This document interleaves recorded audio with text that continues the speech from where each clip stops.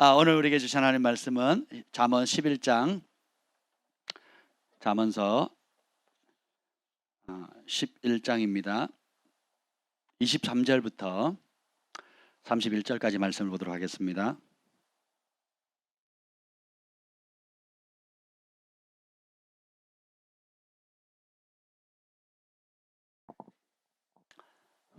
(23절부터) 31절까지 우리 한 절씩 교독하겠습니다.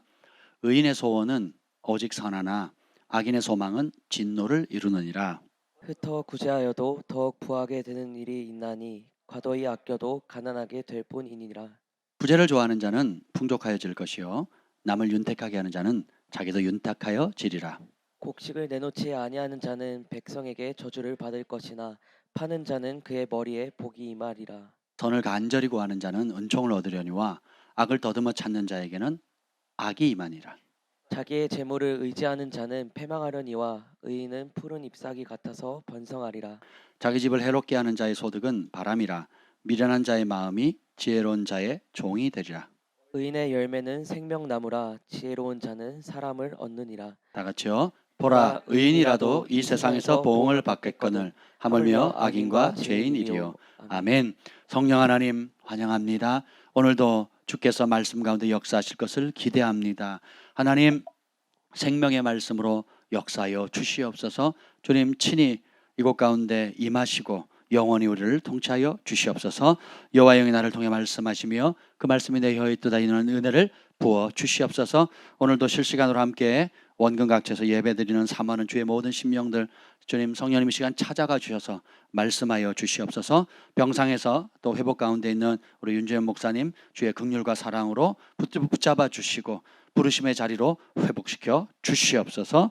예수님의 이름으로 기도합니다. 아멘. 오늘의 말씀의 제목은 의인의 소원이라는 제목입니다. 우리 이 땅에 살아가면서 생일 잔치가 되면 우리는 그냥 노래 부르고 후 불잖아요. 근데 이제 미국이나 캐나다에서는 불기 전에 잠깐 기도하게 합니다. 예. 소원을 빌라 그래요. 소원을 빌고 그 다음에 불지요. 예.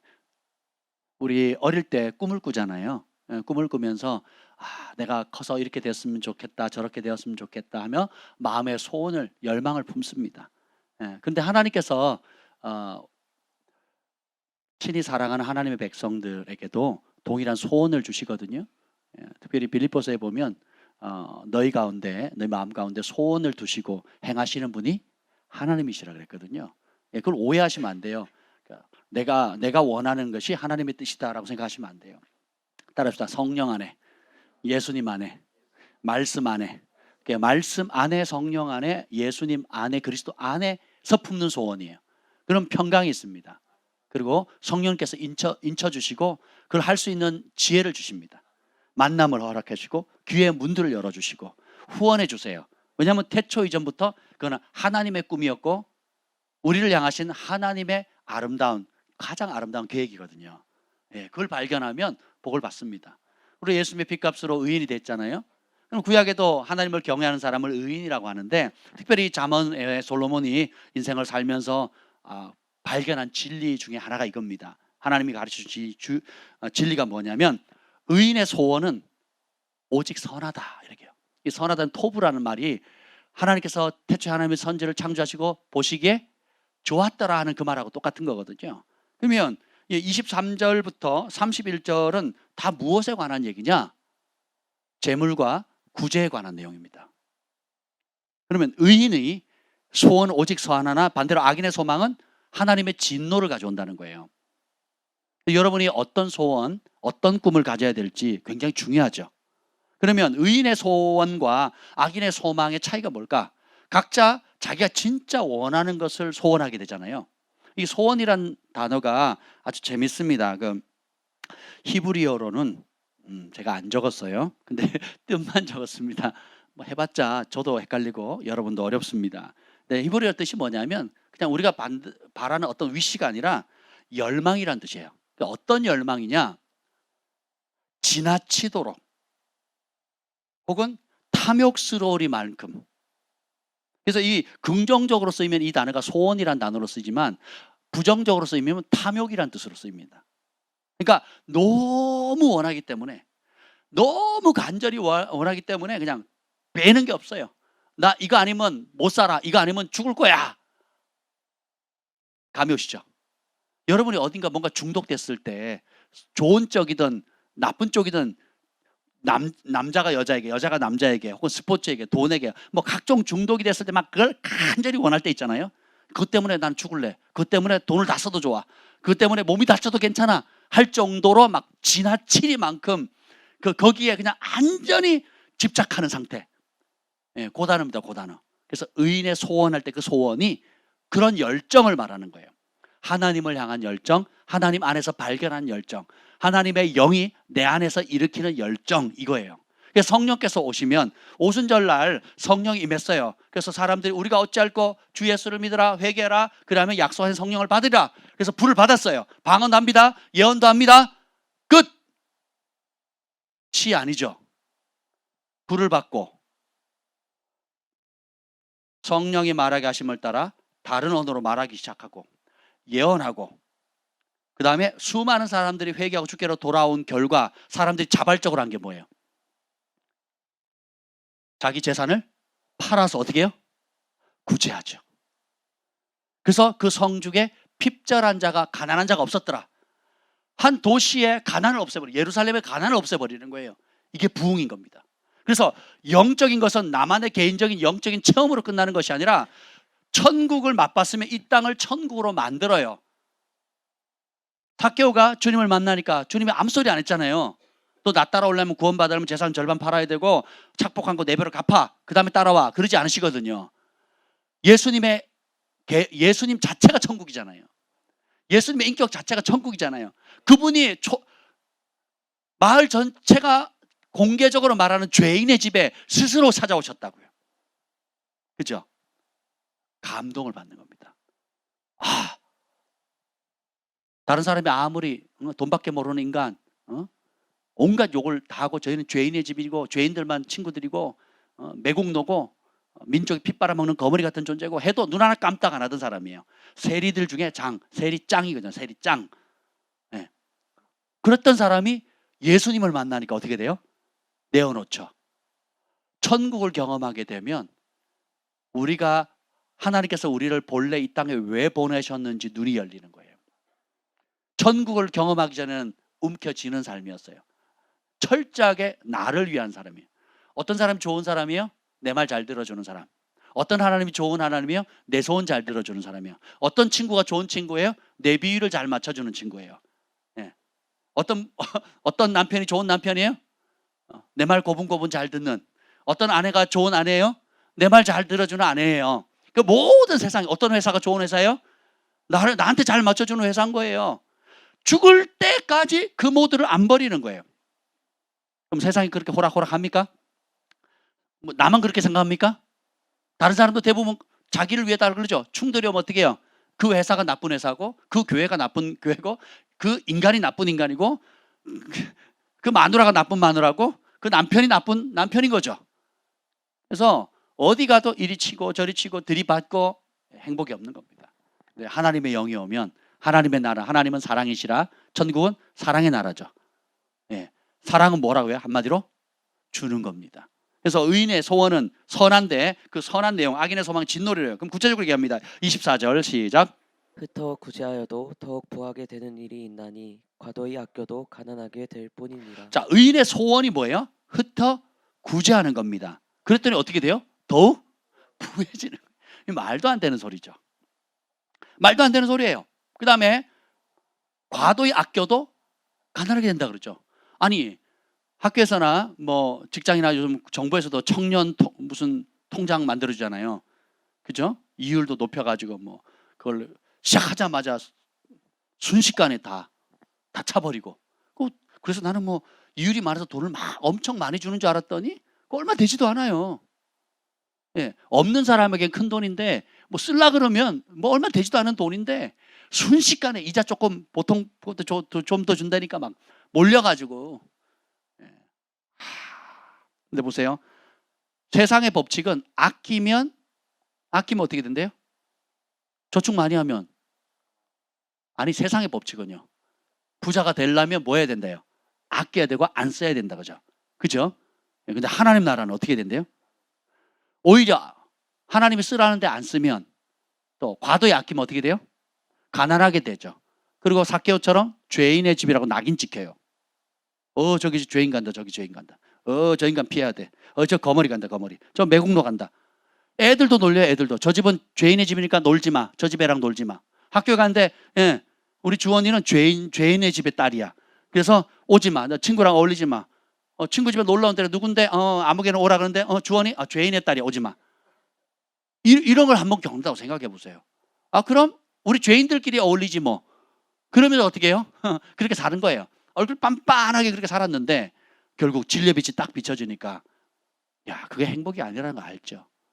그리고 돈을 어느 정도 벌면, 뭐 우리는, 여러분은 그 경제 아니런지 모르겠지만 상당수의 사람들이 사실 지금 있는 돈만 가지고도 평생을 편하게 살 수 있거든요. 예, 굶어 죽지는 않아요. 근데 그 목적을 모르니까 맛을 보면 맛을수록 더 많이 쌓으려고 하고 더 욕심을 얻게 됐죠.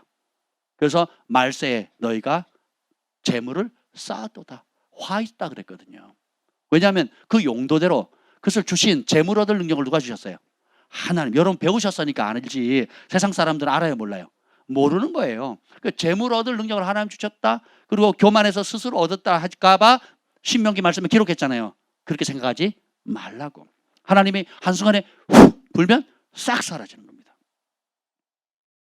그래서 막 이렇게 뭐 전원 생활도 하고 땅을 사기도 하고 막 그 건강식을 막 하기도 하는데, 예, 큰 병에 걸려가지고 그걸 못 누리는 사람들이 허다합니다. 아니 자기는 건강하려고 그렇게 갔는데, 그래서 노후를 편안하게 하려고 모든 장치를 다 갖췄어요. 땅이며 건물이며 재정이며 다 쌓았는데 불치병에 딱 걸리는 거예요. 그래가지고 어떻게 돼요? 못 누리는 거예요, 못 누리는 거. 그 가평 거기도 뒷산에 산삼을 많이 심어냈답니다. 그 전전 주인이. 네. 그래서 그 앞에 들어가지도 못하겠대요. 그 산을 못 들어가게. 자기 산도 아닌데 거기다 심어놨으니까 막, 그래서 한번 다 가보려고요. 우리 여름 수련회 행사로 한번 산삼 찾기 한번 해볼까요? 근데 안타깝게 그분이 혈액암에 걸리셨대요. 그래서 주변에서 되게 안타까워하시더라고요. 그 모든 그 어려운 척박한 땅을 다 개간해가지고 그렇게 해놨는데, 예, 혈액암에 걸리셔가지고 퇴원은 하셨지만 집에서 굉장히 어렵게 보내신다는 말씀을 들었습니다. 되게 안타깝죠. 그러니까 우리 인생이 정말 우리가 원하는 걸 다 갖추면 행복할 거라고 생각하시면 안 돼요. 우리는 영이신 하나님과 우리의 영이 연결되어질 때, 우리가 예수님 안에 예수님의 영과 하나가 될 때만 만족 있고 행복할 수가 있어요.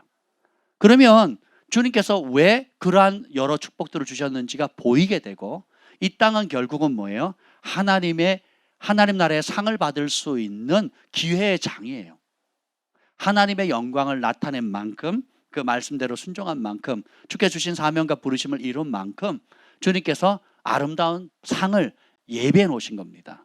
그래서 우리 하나님은 우리의 영혼을 결산받으실 이라고 표현하시거든요. 또 다른 성경에 보면 피 흘림을 심문하시는 하나님이라고 그랬어요. 하나님 법대로 산 사람도 상을 주시려고 심판하시고, 그리고 자기를 위해 산 사람, 자기가 잘 되기 위해 다른 사람을 피를 빨아먹은 사람들. 지금 중대 무슨 제법이죠? 중대 산재법인가요? 어느 정도 기업이 좀 규모가 있는 기업, 몇 인 이상의 기업이 사망사고가 나면 그 책임을 개인에게 묻지 않고 그 오너에게 묻는 중대재해 무슨 법 있잖아요. 그렇죠? 그 왜 그런 국가에서도 그런 걸 하느냐? 전에는 뭐가 사고 나면 개인으로 그냥 끝났습니다. 근데 이게 그 개인의 문제가 아니라 조직 전체의 그 사업 기업 전체의 구조적인 문제라는 거죠. 상당히 의미가 있는 법이거든요. 굉장히 무서운 법입니다. 오너들에게는 굉장히 무서운 법이죠. 왜냐하면 나는 전혀 관계 없었고 딴 나라 가 있었는데 우리 회사에서 사고가 터졌어요. 근데 그게 몇 사람 이상 죽었어요. 그러면 그 오너가 그 책임을 묻게 돼 있는 겁니다. 이렇게 돼 있는 거죠. 실제로 왜 그런 법까지 생겼냐 하면 나는 직접적으로 그 사람을 본 적도 없고 가해한 적도 없는데 내가 하는 사업이나 내가 하는 구상이나 내가 하는 그 방법이 나하고 일면식도 없는 사람들을 자살하게 만들고 피를 빨아먹게 만들고 고통을 주고 그리고 부당 이익을 취하고 압제하는 거예요. 그래서 가족이 길바닥에 널브러지기도 하고 자살하기도 하고 질병에 고통받기도 하고 뭐 온갖 악한 일들이 벌어지는 거거든요. 주님께서 그런 걸 다 아시는 거예요. 그래서 시편에 보면 주님의 이름이 시편 9편 12절에 보면 피 흘림을 신문하시는 이가 그들을 기억하시며 가난한 자의 부르짖음을 잊지 아니하시도다. 가난한 자를 피 빨아먹는 사람들, 가난한 자에게 고통을 주는 사람들 주님께서 다 기억하시고 심판하신대요. 그리고 그 고통 가운데 부르짖는 그 신음소리를 주님께서 들으신다는 거예요. 그런데 그 들으시고 하나님은 하나님의 이름을 아주 재밌게 표현하는데 시편 68편 5절에 보면 그의 거룩한 처소에 계신 하나님은 고아의 아버지시며 과부의 재판장이시로다. 우리 하나님의 또 다른 이름이 뭐예요? 고아의 아버지고 과부의 재판장이에요. 그러니까 여러분도 법적인 문제 저도 몇 번 겪어봤지만 변호사 선임하는 게 쉬운 게 아닙니다. 싸야 500만 원입니다. 싸야. 우리 소송이 어떻게 시작되죠? 처음에 고등법원 가기 전에 1차, 2차 대법원 가기 전에 3번 거치잖아요. 그죠? 뭐 하여튼 일단 기소당하면 뭐 재판에 가면 법원에서 1차 재판을 하고 그래서 불복하면 고등법원 가죠. 그 다음에 그것도 싫다 그러면 대법원까지 가잖아요. 그럼 요 한 건 한 건 가는데 그냥 보통 문제 일반 서민들이 갖는 최소 변호사 비용이 대략 500만 원입니다. 한 건당. 그래서 고등법원으로 올라가면 또 500만 원을 내야 돼요. 그럼 1000만 원이죠.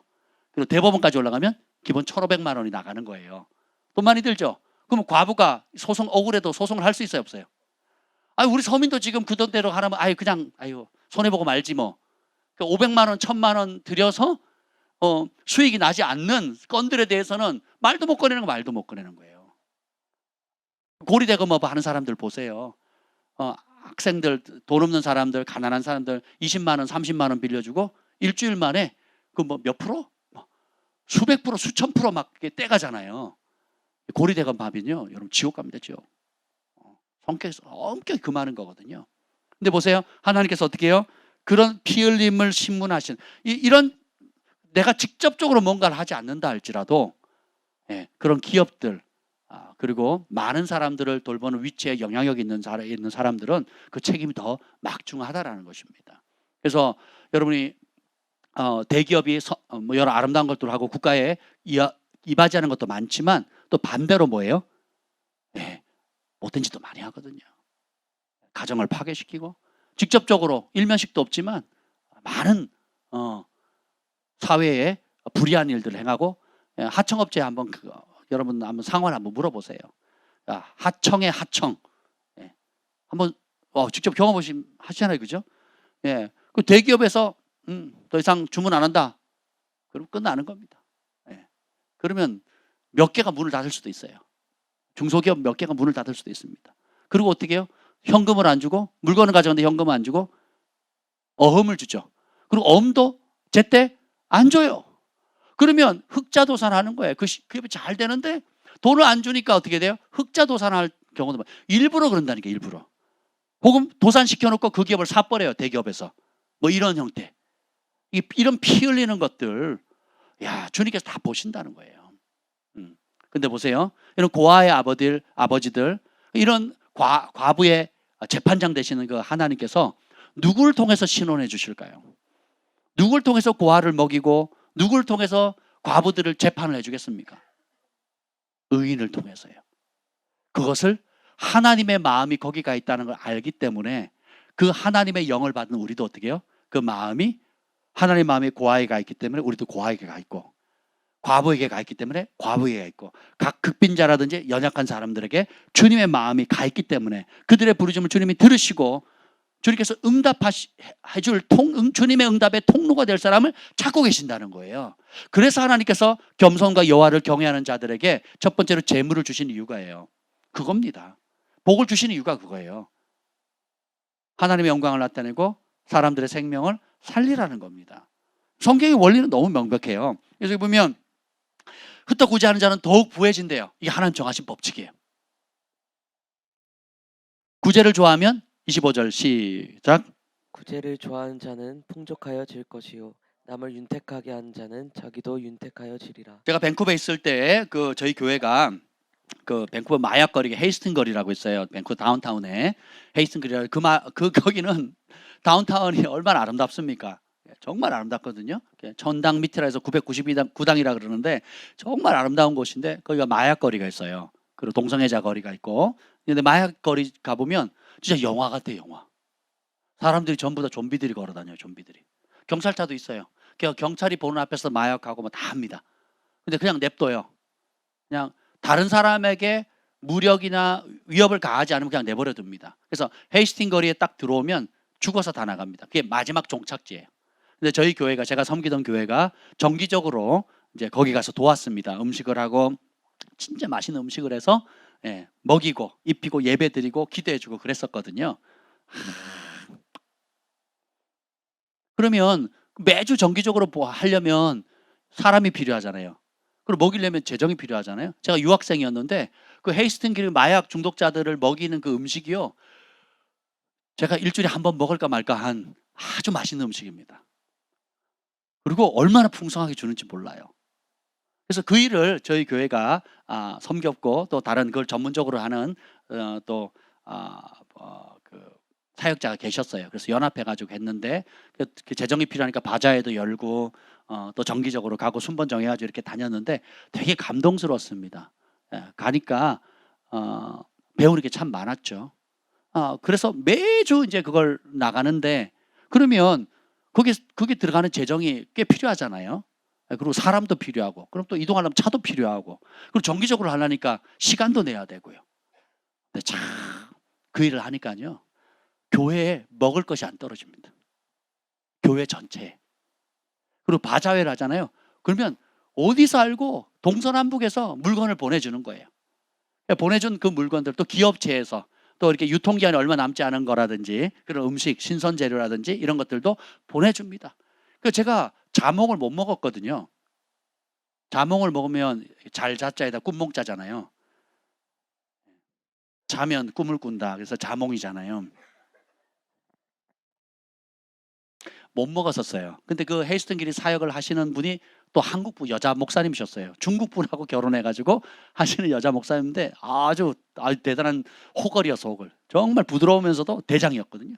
그분이 자몽을 반을 탁 자르더니 무슨 이렇게 삼각대 모양대로 이렇게 휙 돌리더라고요. 이렇게 휙 돌리더니 먹어보래요. 저 자몽 신 거 못 먹고요. 못 먹습니다. 먹어보래요. 그래서 딱 마시는 그 순간, 어머나, 한국의 자몽이 아니에요. 그 캐나다 자몽이 얼마나 달면서 쌉싸름하면서 맛있는지, 전 지금도 신 거를 못 먹거든요. 너무 맛있어요. 그때 이후로 저의 최고의 과일 중에 하나가 자몽이 됐습니다. 그리고요, 먹기 시작하니까 계속 먹게 되잖아요. 교회가 그렇게 어려운 그 분들을 도우니까 교회에 부족함이 없어요. 항상 먹을 게 넘쳐납니다. 그 유학하고 이민 교회에 그 조그만 한국 교회들이 다 고만고만 하거든요. 풍족한 교회가 거의 없어요. 겨우 세를 겨우 낼 정도로, 그러니까 빡빡합니다. 성도들의 삶도 빡빡하고요. 부부가 서로 막 아침부터 저녁까지 열심히 일해야 한 달 겨우 벌어먹고 살아요. 그냥 겨우 근근히 살아요. 그냥 큰 집에 뭐 멋있게 그림 같은 집에 살고, 가는 곳마다 공원 있고 푸른 잔디가 있고 막 이런 것 같은데, 뚜껑 딱 열어보면요, 얼마나 척박한데요. 음식점 가서도 외식 한번 제대로 못합니다. 외식. 여러분 맘만 먹으면 여기 멸치국수집 가가지고 수제비 먹을 수 있잖아요. 농부밥상 가가지고 먹을 수 있잖아요. 그리고 여러 가지 먹을 수 있잖아요. 그렇게 못한다니까요. 저희도 제일 힘들었던 게 외식이에요, 외식. 그래서 저희가 주님께 쓰임 받잖아요. 외식을 안 하니까. 아멘. 한 달에 한 번 외식하는 게 짜장면집도 못 가요. 너무 비싸가지고. 그래서 이제 간 게 그겁니다. 태국 음식. 타이 뭐죠? 무슨 팟타이 뭐 이런 거 있죠. 24시간 하고 싸고 양이 많아요. MSG를 듬뿍 넣기 때문에 먹고 나면 목이 엄청 칼칼하고 밤새 물 쓰는데 뭐 그랬었습니다. 예. 근데 보세요. 그런 가운데서도 다 어렵지만 따라서 나보다 더 어려운 사람이 보이기 시작하면 은총이 임한다. 이걸 배웠어요. 사람들은요, 세상에 제일 불쌍한 사람이 누구라 생각해요? 나예요. 착각하는 거예요. 나만큼 어려운 사람이 있으면 나와보라 그래. 나만큼 고통받아본 사람이 있으면 나와라 그래. 나만큼 이런저런. 여러분 예수 믿기 전에 잘 모르는데 은혜 받고 간증해보라 보면요, 전부 다 똑같아요. 내가 제일 불쌍해. 내가 제일 고생했어요. 내가 제일 어려웠어. 우리 부모가 제일 엉망이었고 내 과거가, 우리 환경이 막 다 엉망이었어요. 내 주변 사람 간증을 들어보니까 나는 할 말이 없어요. 할 말이 없어지죠. 우리 예전에 남자들의 모임이 있었습니다. 우리 여자들의 모임이 있었고 뭐 이렇게 어렵다 막 얘기하다가 우리 관동 형제가 입을 딱 열면 남자들이 고개를 다 숙입니다. 정말 어려운 사람이 있구나. 예? 여러분, 그래서 그리스도의 몸된 공동체가 굉장히 중요합니다. 주님, 우리가 진리를 모르면 자기가 제일 어렵다고 생각해요. 진리를 모르면 내가 제일 가난하다고 생각해요. 정말 주변의 세상 사람들이 어떤 고통과 어떤 어려움을 당한지를 모르면 자기 우물에 딱 갇혀가지고 자기만 피해자라고 생각하는 거예요. 그래서 다 빼딱하게 보는 거예요. 여기도 이 문제. 그럼 정작 그럼 답이 있냐? 해답을 알려면 없어요. 그냥 다 싫은 거야. 왜? 나는 피해자니까. 죽는 날까지 피해 모드로 사는 거예요. 그러니까 어떻게 해요? 불안하니까 움켜쥐는 거예요. 불안하니까 통제하려고 그러고 당하지 않으려고 하고 견제하려고. 이 안이 막 평강이 깨지니까 다 싫은 거죠. 그래서 악인은 그 소원하는 것이 말씀을 떠났기 때문에 열정을 가지면 가질수록 썩은 열매를 맺게 돼 있습니다. 그런데 의인은 하나님 공급자시죠. 하나님 도우시잖아요. 하나님 함께 하시잖아요. 세상 끝날까지 함께 하신다 그랬잖아요. 지혜 주신다 그랬죠. 아멘. 기도 응답하신다 그랬잖아요. 보호하신다 그러죠. 치유하신다 그러죠. 그러나 하나님을 알아가면 알아갈수록 믿음이 견고해지고 평강이 임하고, 그리고 하나님께로부터 경외하는 자에게 이런 여러저러 복을 받다 보니, 은총을 입다 보니까 남잖아요. 마음이 여유가 있잖아요. 그리고 어떻게 돼요? 그 사랑을 알지 못하는 사람들에게 성령의 인도함을 따라 나누어 주게 되죠.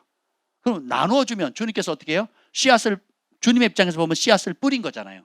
때가 되면 30배, 60배, 100배의 결실이 맺어서 다시 돌아오는 거예요. 그렇게 해서 복을 받는 겁니다. 아멘. 그래서 여기 27절 읽어봅시다. 27절 시작. 선을 간절히 구하는 자는 은총을 얻으려니와 악을 더듬어 찾는 자에게는 악이 임하리라. 27절 위로 아래로 쭉 보면 선이 뭐예요? 결국은 구제를 좋아하는 자, 남을 윤탁하게 하는 자, 흩어 구제하는 자라는 거예요. 여러분이 우리가 해야 될 많은 착한 일 중에 한 가지로 구제한다라고 생각하시면 안 돼요.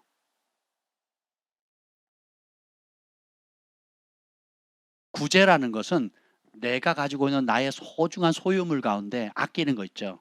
그것을 다른 사람에게 나누어 주는 거거든요. 어려운 사람에게. 구제는 단순히 여러 선한 중에 한 가지 해야 될 어떤 것이 아니고, 하나님께 받은 사랑, 그리고 내 안에 이제 꽃 피우기 시작한 그 사랑을 표현하는 방법이 구제입니다. 좀 더 쉽게 말하면 나누어 주는 거예요. 그래서 예수님을 믿게 되면 첫 번째 변화가 뭐냐? 받았기 때문에 나누어 주게 됩니다. 그래서 이것저것 나눠줘요. 받은 은사도 나누어주고, 여러분의 시간도 나누어주고, 그래서 남의 얘기도 들어주고, 어디 가기 싫은데도 가자 그러면 따라가주고. 이해가 되세요? 그리고 내 주머니를 열어서 나보다 어려운 사람을 도와주고, 그것이 우리 교회, 우리 식구, 내가 아는 사람을 넘어서서 지역교회라든지 또 한국의 도시 곳곳에 있는 사람들의 필요라든지, 또 이것이 국가를 넘어서서 중국, 일본, 필리핀, 멕시코, 그리고 동남아, 서남아, 그리고 유럽, 그리고 호주, 북미, 남미, 중미 뭐 할 것 없이 그 지경이 하나님께서 보여주시는 대로, 우리의 믿음이 자라는 대로, 그릇이 커지는 대로 어떻게 해요? 끊임없이 나누어주게 되죠. 너희는 온 천하에 다니는 만민에게 복음을 전파하라. 제일 큰 나눔이 뭐예요? 예수 그리스도의 생명의 구원의 복음을 나눠주는 거잖아요. 그러니까 복음과 함께 빵이 가야죠. 복음과 함께 사람이 가야 되고, 복음과 함께 재정이 가야 되고, 복음과 함께 여러 가지 부수적으로 그 복음을 온전히 전하고 그 지역에 뿌리 내려서 천대의 믿음의 가문들 명가들을 일으키기 위해서는 얼마나 많은 자원들이 필요합니까? 그래서 하나님께서 주시는 겁니다. 여호와를 경외하는 자에게. 27절 선을 따릅시다. 간절히 구하는 자. 여러분 구제하시죠? 오늘도 매주 이렇게 구제 헌금을 하시는 분이 계셔요. 정말 좋은 습관인 것 같아요. 그런 분은 물질의 부족함이 없습니다. 근데 여러분 구제하시죠? 오늘도 무명으로 여러분들이 섬기셨는데 즐겁게 하시잖아요. 근데 여기 보면 25절 다시 읽어볼게요. 25절 시작. 구제를 좋아하는 자는 풍족하여질 것이요. 자, 우리 그리스도인들 하면 다 구제를 합니다. 심지어 믿지 않는 사람들도 불교 신자도 하고 이슬람 신자도 하고 그리고 국가에 뭐 여러 가지 어려운 사태가 생기면 우리 한국 사람들 정이 많잖아요. 자발적으로 뭐 또 아프리카에 굶는 아이들이 있으면 뭐 월드 미션이나 또 월드 비전이나 뭐 여러 단체를 통해서 굿 네이버스 뭐 해가지고 다양한 단체를 통해서 뭐 믿든 안 믿든 종교와 상관없이 이렇게 나누잖아요. 예. 그래서 돕게 십시일반에서 하는 아름다운 거죠. 굉장히 귀한 거죠. 근데 보십시다. 의인의 소원은 뭐냐면 그 구제를 하는 게 아니고 구제를 좋아하는 겁니다. 이게 큰 차이를 가져와요. 하나님께 순종하는데 즐겨 순종하는 사람이 있고 마지못해 순종하는 사람이 있어요. 그리고 무서워서 하는 사람이 있고요. 억지로 하는 사람이 있어요. 내 마음을 하기 싫어. 근데 다른 이유가 있어요. 무섭거나 사람들 눈치나 뭐 이런 거. 이런 사람 복이 없다는 거예요. 하나님은 그 신명기 레위기 법에 의하면 이렇게 말합니다. 너희가 하나님께 감사의 제물을 드리려거든 하나님이 받으실 만하게 드리라 그러거든요. 받는 사람의 입장을 생각하셔야 돼요. 여러분 선물 받아보셨죠? 어떤 선물은 소소한데도 굉장히 감동적이고 어떤 사람은 비싼데도 쓸모없는 게 있어요. 그리고 어떤 때는 간혹 모멸감 느낄 때도 있어요. 그 선물 때문에. 왜 그럴까요? 왜 어떤 선물은 감동이 되고 어떤 사람은 오히려 비싸고 뭐 그럼에도 불구하고 불쾌하거나 모멸감을 느낄까요? 받는 사람의 마음을 헤아리질 못하는 거거든요. 이해가 되시죠? 하나님이 기뻐 받으시는 삶이 있다라는 겁니다. 여기 예레미야 22장 16절 볼까요? 예레미야 22장 16절. 이게 중요하니까 한번 볼게요. 요시야 왕과 여호야김 왕을 비교하는데 요시야 왕에 대한 칭찬입니다. 예레미야 22장 16절입니다. 예레미야 22장 16. 중요하니까 보겠어요. 시작. 그는 가난한 자와 궁핍한 자를 변호하고 형통하였나니 이것이 나를 알미 아니냐 여호와의 말씀이니라. 여러분 하나님을 진짜 아는 게 뭐예요? 영적 체험하는 게 아니에요. 영적 체험은 도구고 관계를 깊이 만들어가는 친밀함의 통로입니다. 근데 진짜 여러분이 하나님이 어떤 분을 안다는 것은 뭐예요? 하나님이 기뻐하는 그 일을 하는 거거든요. 근데 요시야 왕은 가난한 자와 궁핍한 자를 왕으로서 변호해주고 보호해줍니다. 그리고 그들이 잘 되도록 왕이 마땅히 해야 될 그 일을 감당을 합니다. 그래서 주님께서 어떻게 해요? 칭찬하시죠. 이것이 나를 아는 것이 아니냐. 근데 그 아들 여호야김은 그렇게 안 살거든요. 남을 윤택하게 하는 것을 즐거워해야 돼요. 소원을 품으셔야 돼요. 어떤 소원?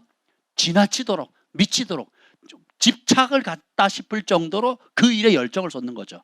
왜냐하면 여러분 진짜 어려웠을 때 실질적인 도움이 뭐예요? 결국은 재정 아니에요. 재정. 병원 가면 병원비 대주면 고맙잖아요. 수술 받는데 병원비 대주면 고맙지 않습니까? 우리 아들이 대학을 붙었는데 등록금이 없어서 부모가 쩔쩔매요. 그걸 그 아는 셀원들이 십시일반 모아가지고 등록금을 지원해주면 큰 사랑이지 않습니까? 누가 직장을 잃었어요. 다른 직장을 얻기까지 여러 세도 내야 되고 어려움이 있는데 남모르게 도와주면 그게 실질적인 도움 아닌가요? 제가 우리 그 신혼집을 우리 그 집주인이 사기쳐가지고 신혼집을 날렸어요. 통째로 날렸습니다. 저희 장모님이 돈을 대신 건데 아이고 통째로 날렸어요. 그 1년을 거짓말했어 저희한테. 1년을 돈 준다 그래놓고는 그냥 거짓말을 했어요. 그래서 부도가 나가지고 아이고 그 길바닥에 내버렸어. 길바닥에. 그런 상황이었어요. 전부 다 뭐라 그러는 줄 아세요? 전부 다 신학교 교수님, 우리 담당 지도 교수님, 또 주변에 대부분의 10명이 9이 뭐라 그러는 줄 아세요? 안 됐다, 기도해 드릴게요, 그래요. 기도해 준다는데 표정이 왜 그러세요? 기도해 줄게. 기도가 소용이 없다는 건 아니에요. 근데 기도해야 될 때가 있고 도와야 될 때가 있거든요. 아무도 안 됐다 그러고 말아요. 근데 그 미국에서 OM에서 선교사님들이 이제 서울신대에서 가르쳤어요. 음악 선생님 중에 미스 미셸이라고 소천하신 지 몇 년 되셨는데 한국에 싱글로 오셔가지고 40년인가 사역을 하셨어요. 성품이 너무 좋으세요. 그분이 제 얘기를 들더니 우시더라고요. 제 얘기를 들으시더니 우시더라고요. 너무 안 됐다고, 기도하겠다고. 그리고 그 다음날 불렀어요. 그 다음날 부르시더라고요. 우리 OMS 컴파운드에서 미국에서 온 선교사님들, 가난한 선교사님들이잖아요. 모여서 기도했대요. 저희 문제를 넣고. 신학생이 사기당해서 집에서 쫓겨나고, 애도 그때 주한이가 있었나 모르겠네요. 아마 있었을 겁니다. 주한이가 있었네요. 주한이가 젖 먹을 때인데 쫓겨나게 생긴 거예요. 네. 너무 안 됐다고. 그래서 기도 모임을 이렇게 아침에 기도를 하고 딱 드는 생각이, 이건 기도할 일이 아니다. 그래서 어떻게 돼요? 도와야 되겠다는 마음이 들었대요. 그래서 그 자리에서 선교사님들이 돈을 즉시 걷었어요. 선교사님 도와줘요. 선교사님. 미국 선교사님. 한국 분들은요, 단 한 명도 안 돼요. 단 한 명도. 기도해 주겠대요. 그때 제가 충격받았어요.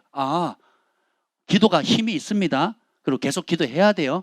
근데 기도에 멈추면 안 될 일도 많다는 걸 알았어요. 그래서 그 은혜를 입어보니까 제가 병원 갈 때는 반드시 봉투를 마련해서 갑니다.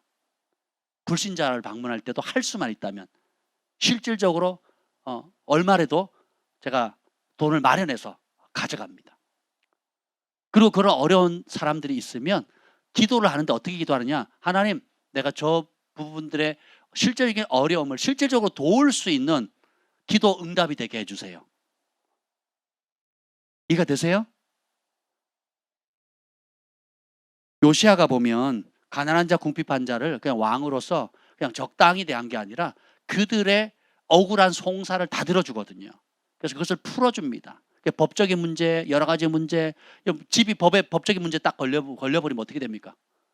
유치권 걸려있거나 뭐 여러 가지 법적이 걸려있으면 그거 아무것도 못 쓰는 거거든요. 근데 그걸 누군가 풀어주면 어떻게 되겠어요? 숨통이 트이고 또 생활을 할 수 있고 부를 창출할 수 있잖아요. 이런 일을 실질적으로 해야 된다는 거예요. 누가? 의인들이, 하나님을 경외하는 사람들이 그렇게 해야 된다는 거예요. 그래서 의인은 그냥 구제를 하는 사람이 아니라 구제를 좋아하는 사람이에요. 그리고 27절에 보면 선을 얼마만큼 구한대요? 간절히 구하는 자예요. 이 사람이 복이 있습니다. 그래서 여러분이 그냥 하나님께 복을 받으면 내가 적당히 교회도 얼마 심고 뭐 선한 일 하고 내 친한 누구한테 뭐 어떻게 해야지 하는 차원으로 하시면 복이 없다니까요. 그게 존재 이유가 돼야 돼요. 나는 나누어주기 위해 태어났다. 여러분, 부르심이 어떤 부르심이 있든 상관없어요. 그 부르심의 자리에서 하나님의 사랑을 나누어 주도록 부름받은 겁니다. 그래서 이것이 의인의 소원이 돼야 돼요. 하나님 세상을 이처럼 사랑 독생자를 주셨으니 사랑은 주는 겁니다. 제가 영적인 사역을 하고 또 은사들을 많이 다루고 또 그런 분들 훈련하다 보니까 또 그런 체험하시는 분들이나 이런 분들이 영적인 어떤 초자연적인 경험이나 영적인 경험들을 많이 하시죠. 귀한 겁니다. 저도 사모하고 있고 앞으로도 계속 추구하며 나아갈 겁니다. 그런데 거기에 멈추는 사람은 미련한 사람입니다. 자기만 좋은 건 아무 의미가 없어요. 마태복음 5장을 볼까요? 마태복음 5장. 산상수훈에 봅시다. 예수님께서 복음의 핵심이 산상수훈인데 마태복음 5장을 한번 볼게요.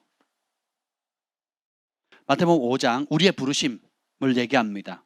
모든 예수 믿는 사람의 부르심을 주님께서 역할을 알려주는데 마태복음 5장 3절부터 12절까지는 그 팔복에 대해서 주님께서 쭉 말씀하시는데 그 뿌리가 뭐예요?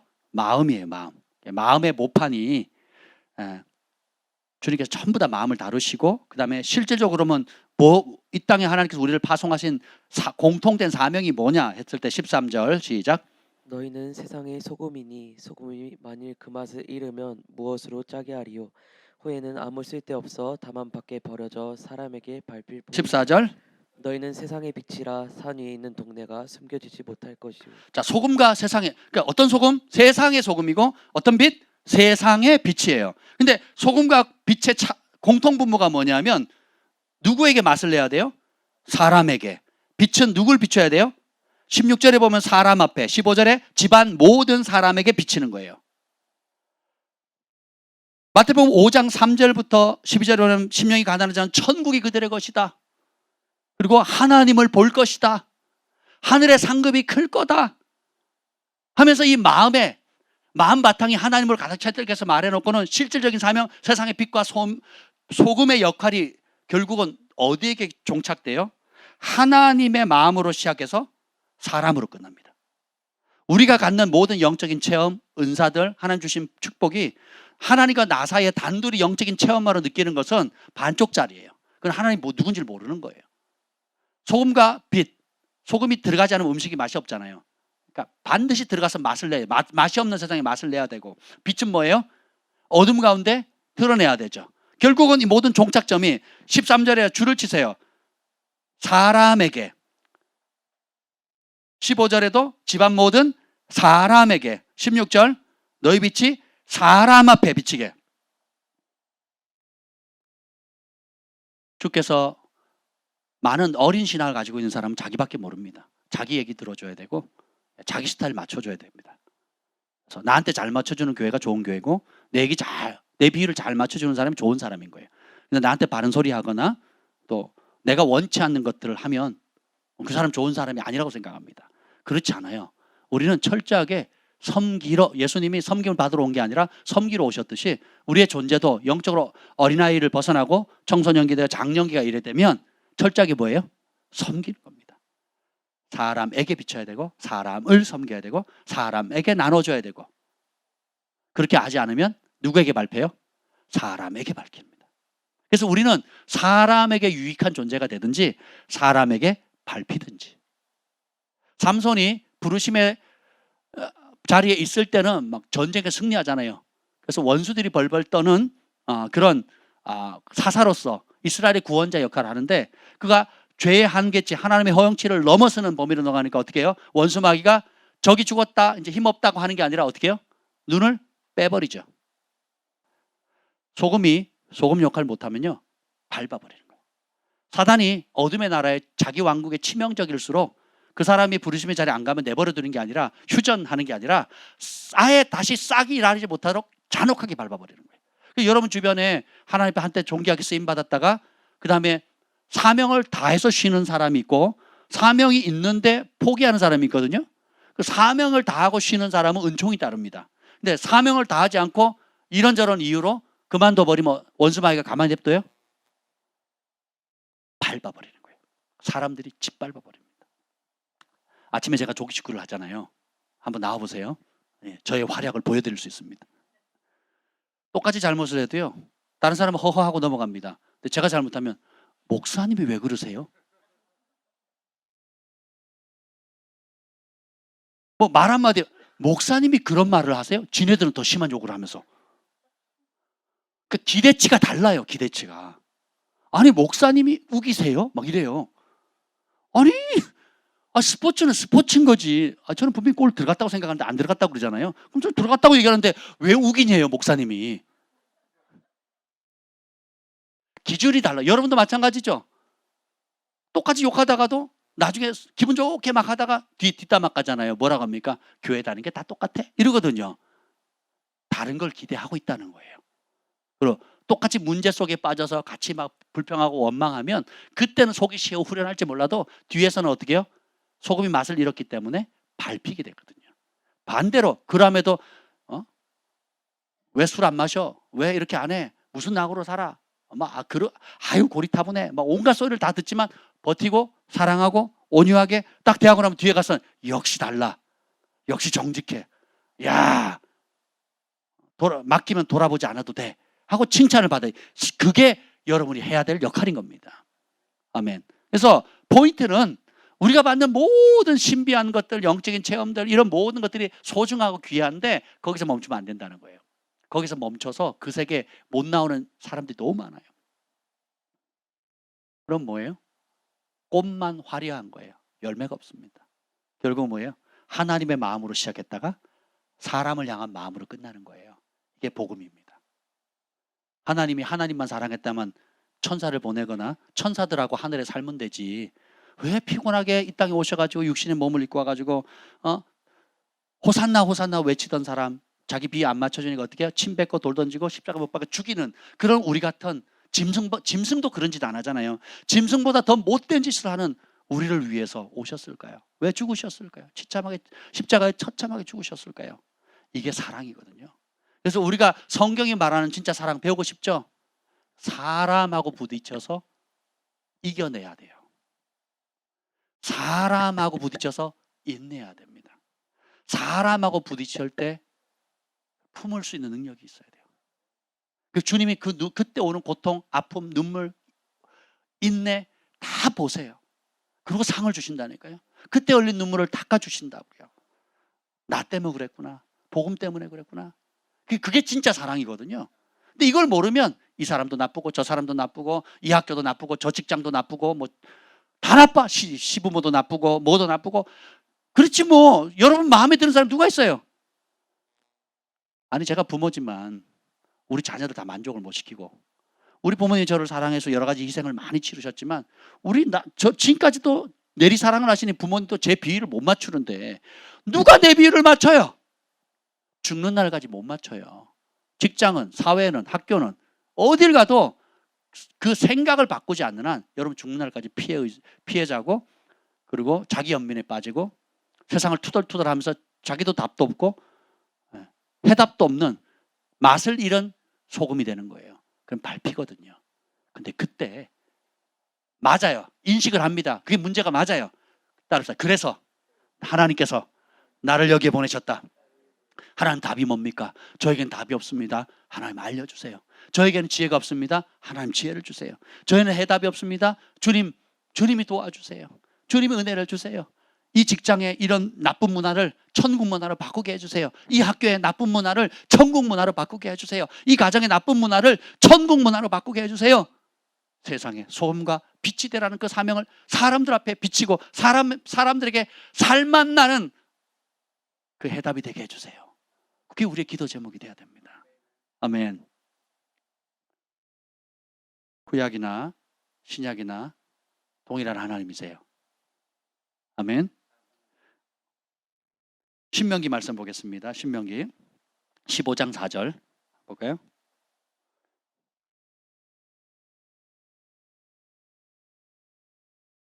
제가 참 요즘 재밌는 걸 발견해요.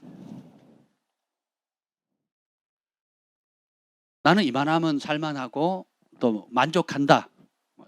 현실적으로 재정적으로 그리고 뭐 나는 도움 없이 그냥 이만하면 살만한 사람입니다라고 말하는 사람을 거의 못 봤습니다. 보통 사람들이 부러워하는 사업가인데요. 사업을 하면 신경 쓸 일이 더 많죠.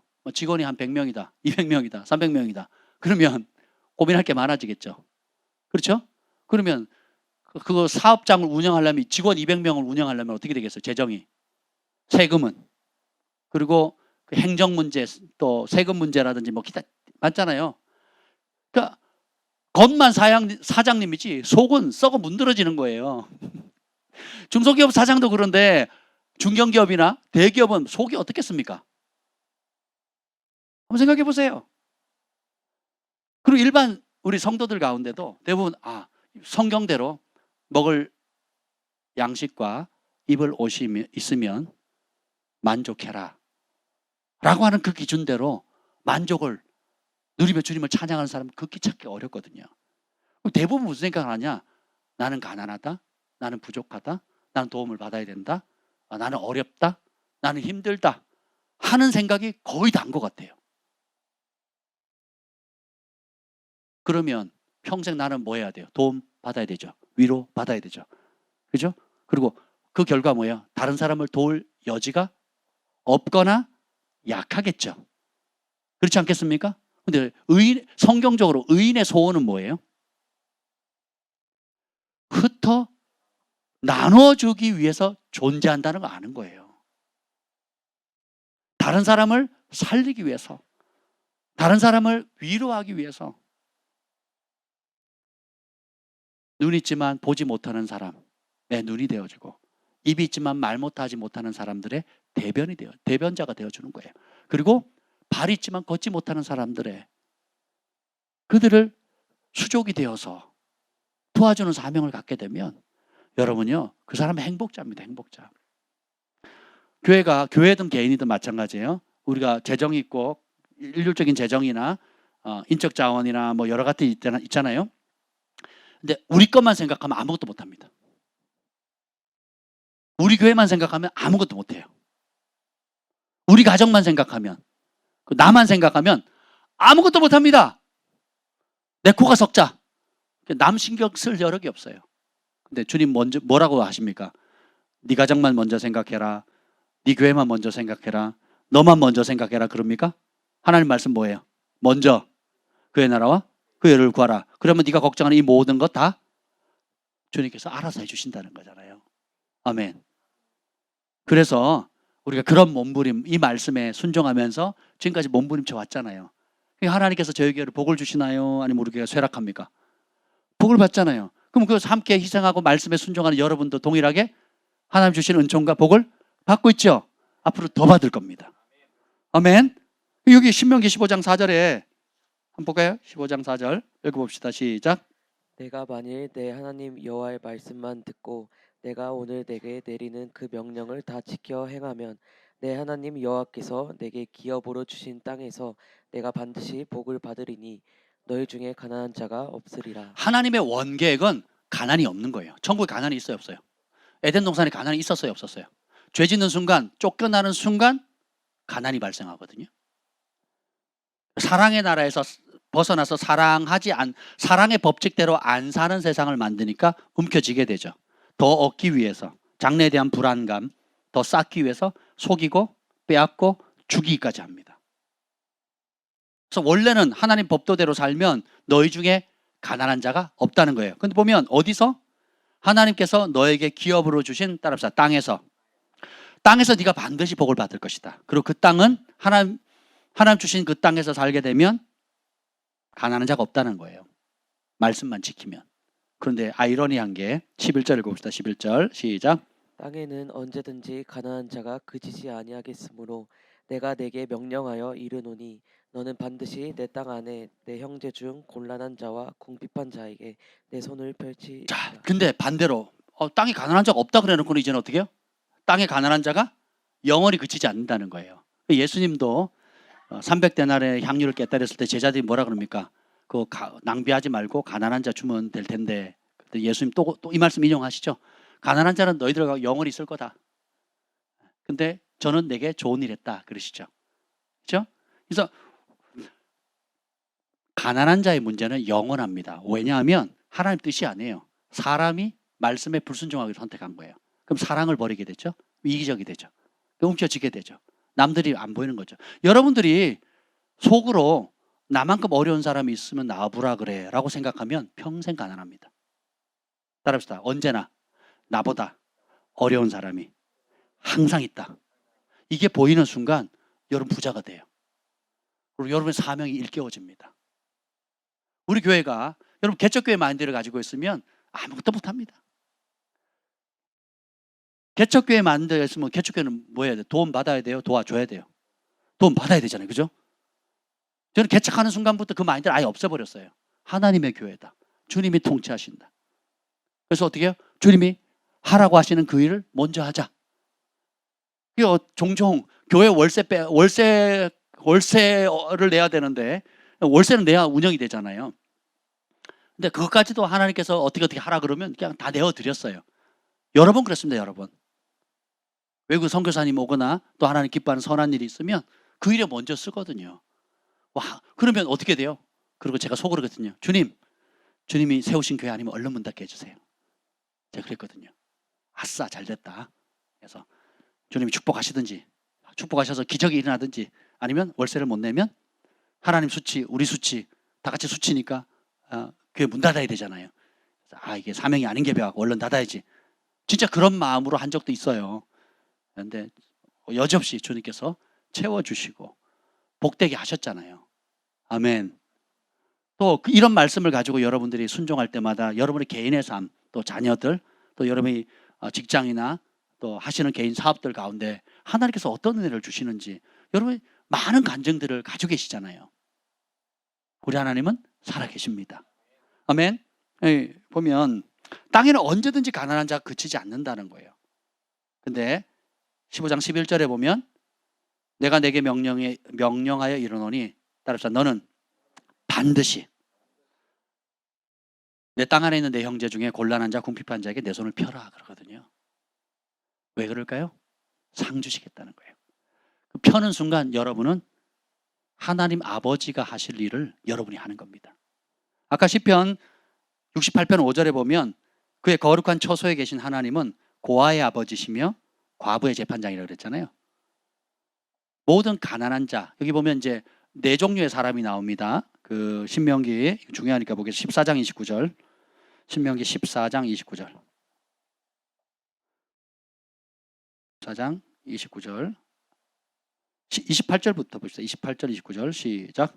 매 3년 끝에 그의 소산의 10분의 1을 다 내어 내 성읍에 저축하여 너희 중에 분깃이나 기업이 없는 레위인과 내 성 중에 거류하는 객과 및 고아와 과부들이 와서 먹고 배부르게 하라. 그리하면 내 하나님 여호와께서 내 손으로 하는 범사에 내게 복을 주시리라. 자 보세요. 여러분 요셉의 은총 기억하시죠? 손 대는 마다 잘 되잖아요. 보디발 장군이 누구 때문에 복을 받아요? 요셉이죠. 여러분 어떤 기업에 일하는데 그 기업이 여러분 때문에 복을 받는다고 한번 생각해 보세요. 우리 에셀이 아빠 여러분 잘 아시죠? 무슨 법칙이었죠 그때? 그 자동차 그 라이트 그걸 개발하는 그 일을 하거든요. 근데 새벽에 갑자기 깨가지고 5분짜리 유튜브 영상 한번 보고 그냥 그 이해가 되더래요. 그걸 이용해가지고 뭔가 하나를 만들어놨어요. 뭔가를 하나 만들어놨는데 그 만들어놓은 게 지금까지도 대박을 치고 있답니다. 꽤 오래 7년 8년 전이거든요. 그래서 그게 기업의 비밀이 됐어요. 기업의 비밀. 그래서 기업의 보안 등급에 들어가는 거예요.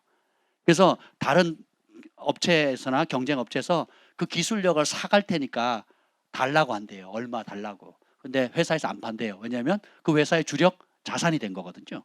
근데 새벽에 갑자기 이해가 되고 그걸 풀어가지고 어떤 그 굉장히 어려운 거 수기로 다 하는 건데 그 원리를 이용해가지고 그 회사의 아주 귀한 자산을 만들어낼 아이템을 만들어냈거든요. 그러니까 그런 사람이 있으면 그 사람 내보내겠어요? 승진시킬 일이 있으면 누구 승진시키겠어요? 그렇죠.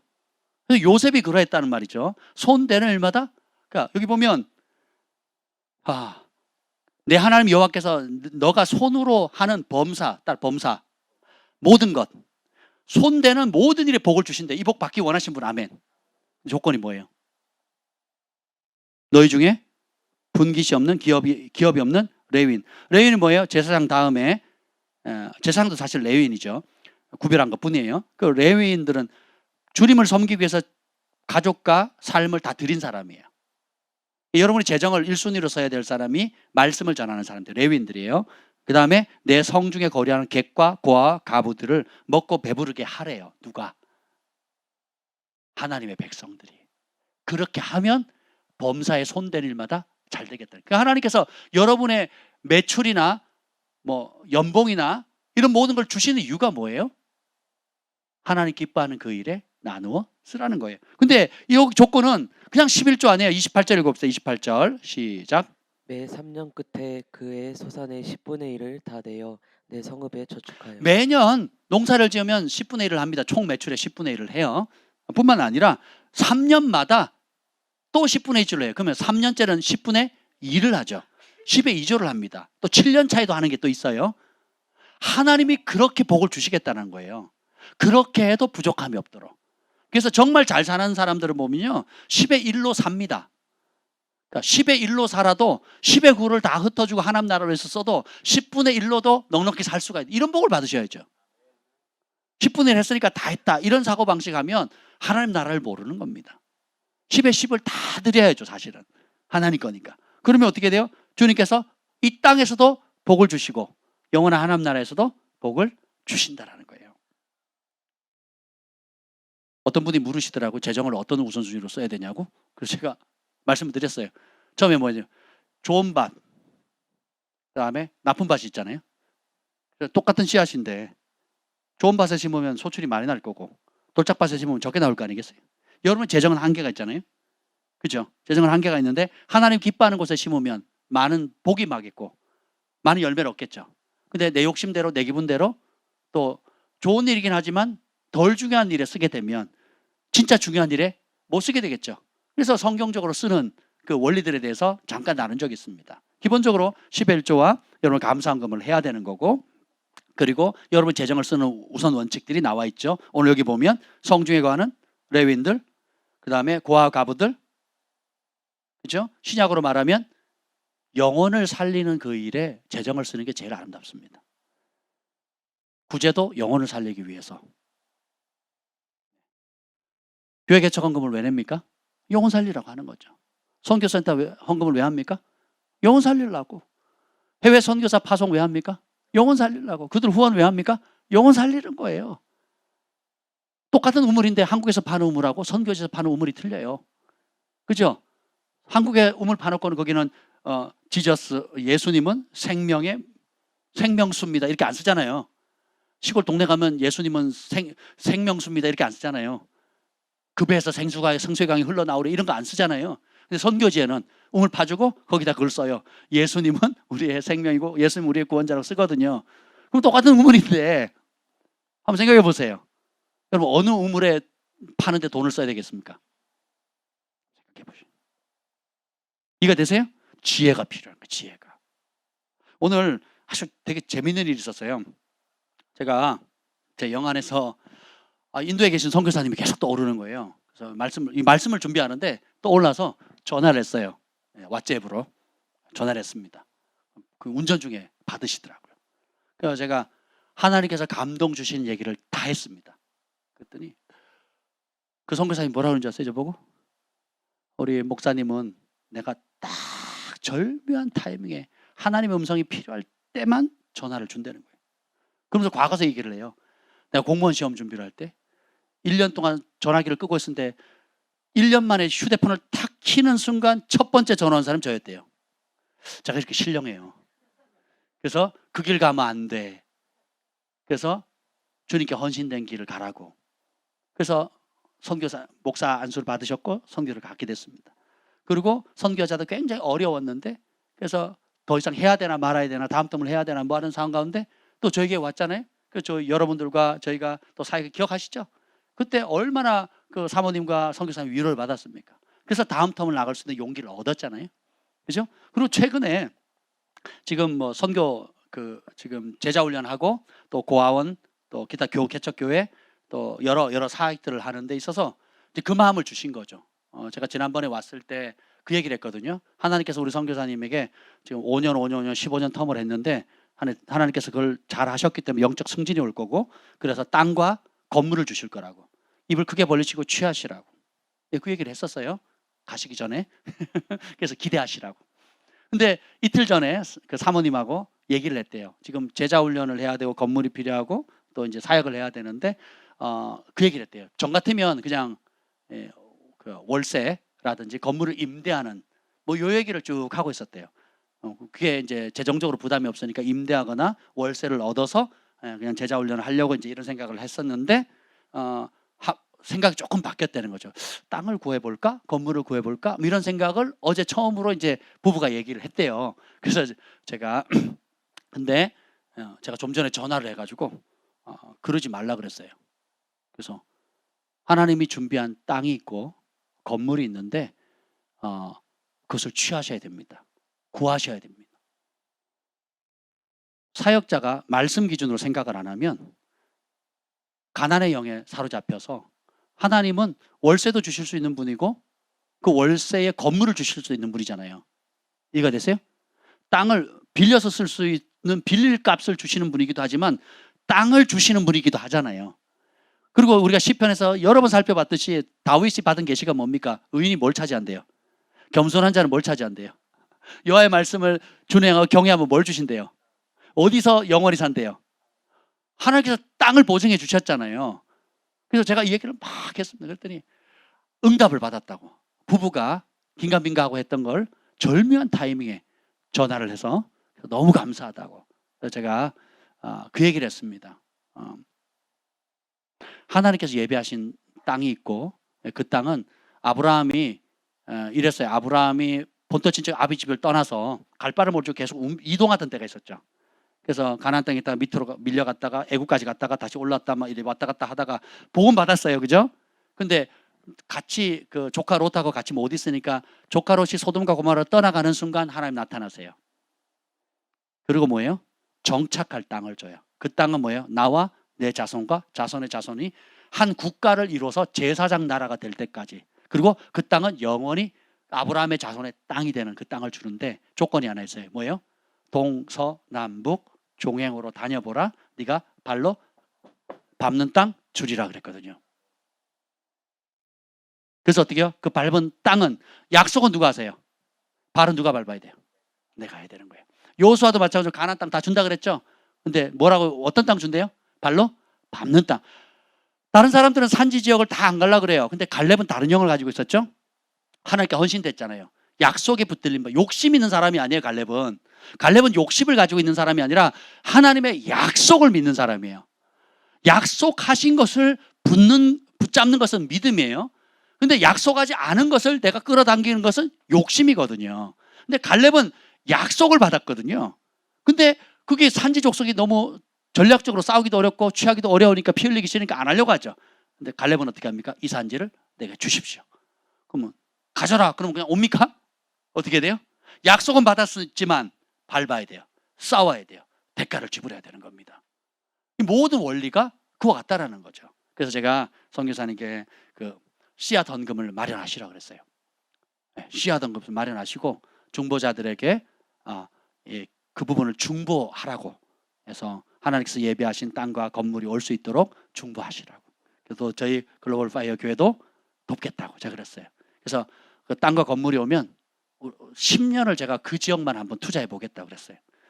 거기에 사람, 재정, 그 다음에 우리가 가지고 있는 영적 은사들 또 기타 여러 가지 것들을 10년만 한 지역을 우리가 투자하면 어떤 일이 생기겠습니까? 예언학교를 거기서 하면 어떻게 되겠어요? 치유학교를. 그죠? 예, 거기 가서 하나님께서 베푸신 은혜, 정관동 헤어 스케치 인도점, 팜파스 인도점, 뭐 이렇게. 그죠? 물파스 아니고 팜파스예요. 한번 생각해 보세요, 여러분.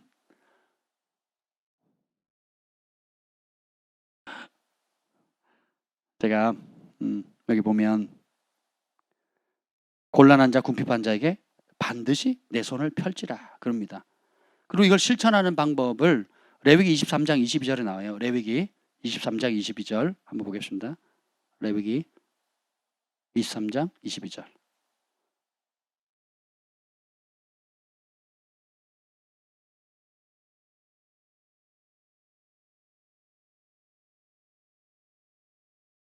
(24) 22절 시작.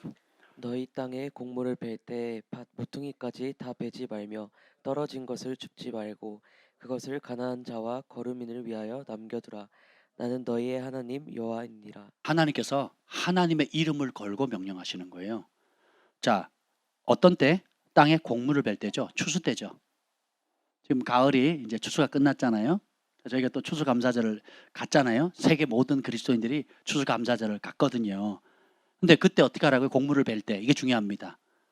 1년에 소출을 다 걷어들일 때에 다 걷어들이지 말고 떨어진 거 줍지도 말래요. 그리고 뭐예요? 하나님이 하신 말씀을 기억하래요. 내 주변에 어려운 사람, 고아와 각들, 그런 사람들을 위해서.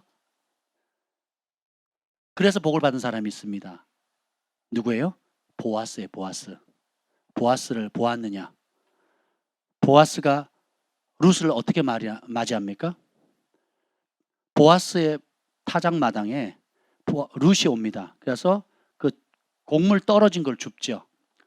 떨어지지 않은 것을 취하면 도둑질입니다. 떨어진 것을 취하면 그거는 율법에 있는 그대로 수치심을 갖지 않으면서 자연스럽게 가난한 자들이 배부릴 수 있는 걸 하죠. 그리고 보아스 거기다 더합니다. 곡물단에서 곡식단을 일부러 빼라 그래요. 그래서 떨어진 알갱이만 줍는 게 아니라 단으로 줍는 거예요. 그러니까 이 나오미가 이 룻이 다른 여자들보다 많이 가져온 걸 보고 되게 행복해했죠.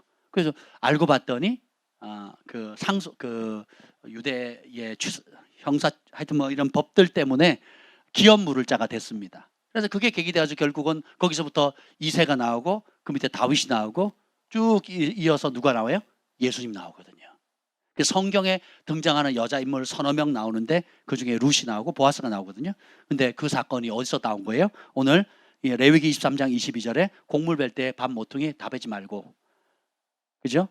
하나님 법대로 순종하니까 여러분 가문에 예수님 났다고 생각해 보세요. 여러분 가문에 저는 박혁 거서간의 몇 대 손입니다. 되게 웃긴 말이잖아요. 뭐 전부 다 박씨, 뭐 김씨, 이씨 얘기하면 자기는 왕족이래. 뭐 태주 이성계가 몇 대 손이고 뭐 이런 얘기를 합니다. 아무도 의미 없어. 아무 의미 없어요. 아무 의미 없잖아요. 근데 보세요. 여러분 가문이 정말 내 조상이 다윗이고 이새고 보아스고 뭐 이러면 어휴 얼마나 좋습니까? 근데 그 모든 룻과 보아스의 그 썸띵 이런 사건이 어디서 일어납니까? 이 레위기에 말씀하신 그 가난한 자 어려운 자를 돌보라는 그 말씀에 순종한 보아스의 순종을 통해서 그 복을 받는 거예요. 야, 이거는 뭐 엄청난 복이지 않습니까? 그래서 우리가 하는 복이 아브라함의 그 순종이 아브라함 때만 복을 받는 게 아니라 그 자녀와 자녀일까지 지금 수천 년간 흘러서 지금까지, 그리고 주님이 약속하신 대로 영원토록 그 땅은 이스라엘의 땅입니다. 아멘. 그럼 이스라엘만 그런 복을 주시느냐? 그렇지 않아요. 우리 모두에게 주는 겁니다.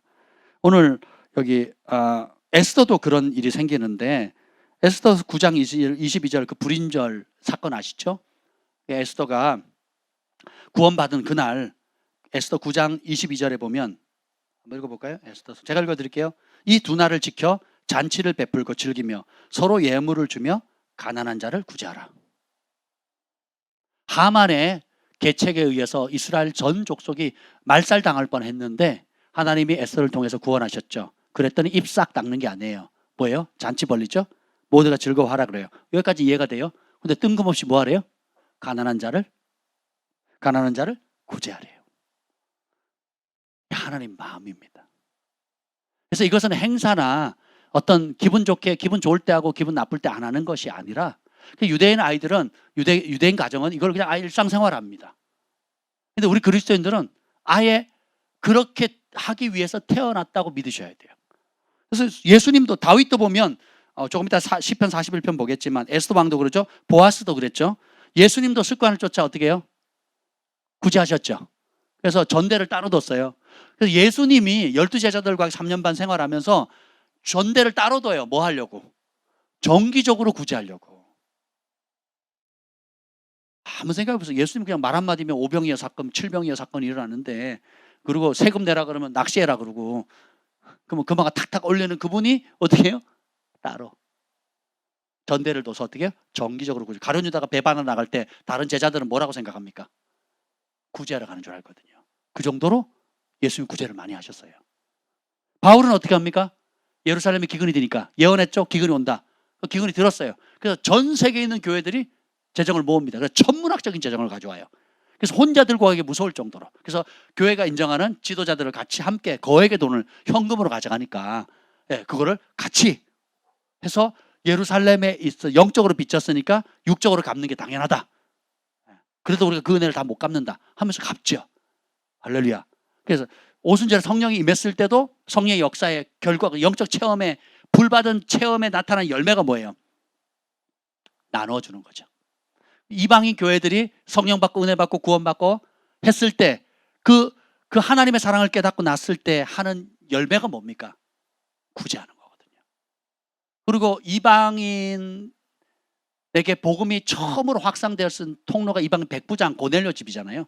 고넬료가 경건해서 하나님을 경외했는데 두 가지 뭐랍니까? 하나님을 항상 기도하고 백성을 많이 구제했다고 그랬거든요. 그럼 하나님께서 인정하는 사람이 누구예요? 구제하는 사람이에요. 구제하는 사람. 구제는 내가 할 수 있는 어떤 행사 중에 하나가 아니라니까요. 인격에서 흘러나오는 거예요. 하나님의 사랑이 내 안에 들어오면 그 사랑 가운데 흘러가는 겁니다. 아멘. 그래서 저희 교회가 그 개척 때부터 이런 감사 절기를 지킬 때에 처음부터 해왔던 게 뭐예요? 그 한 해 동안 하나님께서 베푸신 은혜를 우리 팜파스에 이렇게 만들어줬는데 이쁘죠? 그래서 제가 이번에 2개로 만들었어요. 추수감사헌금인데 여기 보면 따라서 하나님께서 하셨습니다. 그래서 지난 한 해 동안 하나님께서 하신 일들을 기억하고 감사하고 주께서 우리에게 주신 분복을 따라서 또 그리고 내가 사랑하는 만큼 감사함으로 또 내 믿음을 실어서 그래서 감사의 제목을 적고 이 헌금을 한 걸 가지고 선교사님들과 그리고 우리 성도들 가운데 어려운 사람들 기타 하나님께서 감동을 주시는 사람들을 위해서 이 목돈을 나누는 삶을 지난 8년 동안 해왔잖아요. 그래서 올해 9년째가 되는데 한번 보세요. 그래서 여러분들이 우리가 성경에서 약속한 이 말씀 그대로 우리가 실천할 거예요. 그래서 여러분들이 감사의 제목을 적으시고 다음 주 제가 밖에다 놔뒀습니다. 그래서 감사의 제목을 적으시고 여러분들이 그렇게 힘을 써서 하나님이 받으시도록 여러분들이 헌금하시기를 축복합니다. 예, 그러면 감사하면 또 감사가 넘치겠죠. 그리고 또 하나 이제 부탁을 한 게 색깔은 2개지만 내용은 하나입니다. 이거는 좀 다른 거예요. 글로벌 센터 부지헌금인데 의인이 땅을 차지하며 거기서 영원히 살리로다. 이거는 하나님께서 하실 것입니다 하는 거예요. 요거는 여러분이 안 하셔도 돼요. 여러분은 하실 필요가 없습니다. 뭐 어떤 분이 하느냐? 성령께서 여러분에게 글로벌 센터를 위해서 부지헌금이거든요. 부지헌금은 여러분이 성령께서 특별히 감동을 주시는 분만 하시면 됩니다. 근데 주의하셔야 돼요. 성령께서 말씀하시는 대로 하셔야 됩니다. 그래서 여러분들이 의무적으로 하실 필요가 없어요. 그냥 성령께서 감동을 주시는 대로. 그래서 요헌금이든 감사헌금이든 무명으로 하시면 됩니다. 왜 무명으로 하느냐? 하나님 앞에 받으시도록 하는 거예요. 그래서 여러분들의 감사의 제목을 그래서 여러분 눈치 볼 필요도 없고 액수에 신경 쓸 필요도 없습니다. 하나님이 보십니다. 하나님이 아십니다. 그래서 하나님이 기뻐 받으시도록 여러분이 하시면 좋겠고 그리고 글로벌 센터 부지헌금은 지금 저희가 가평에 한 340평 땅을 지금 매입하려고 기도하고 있습니다. 그래서 시드머니가 생기면 진행을 하려고 해요. 근데 이거는 성령께서 제가 중보하면 계속 그 마음을 주시거든요. 어떤 마음이냐면 주님께서 우리에게 주신 많은 것들 있잖아요. 근데 특별히 여러분이 가장 아끼는 것이 있어요. 가장 소중히 여기는 거.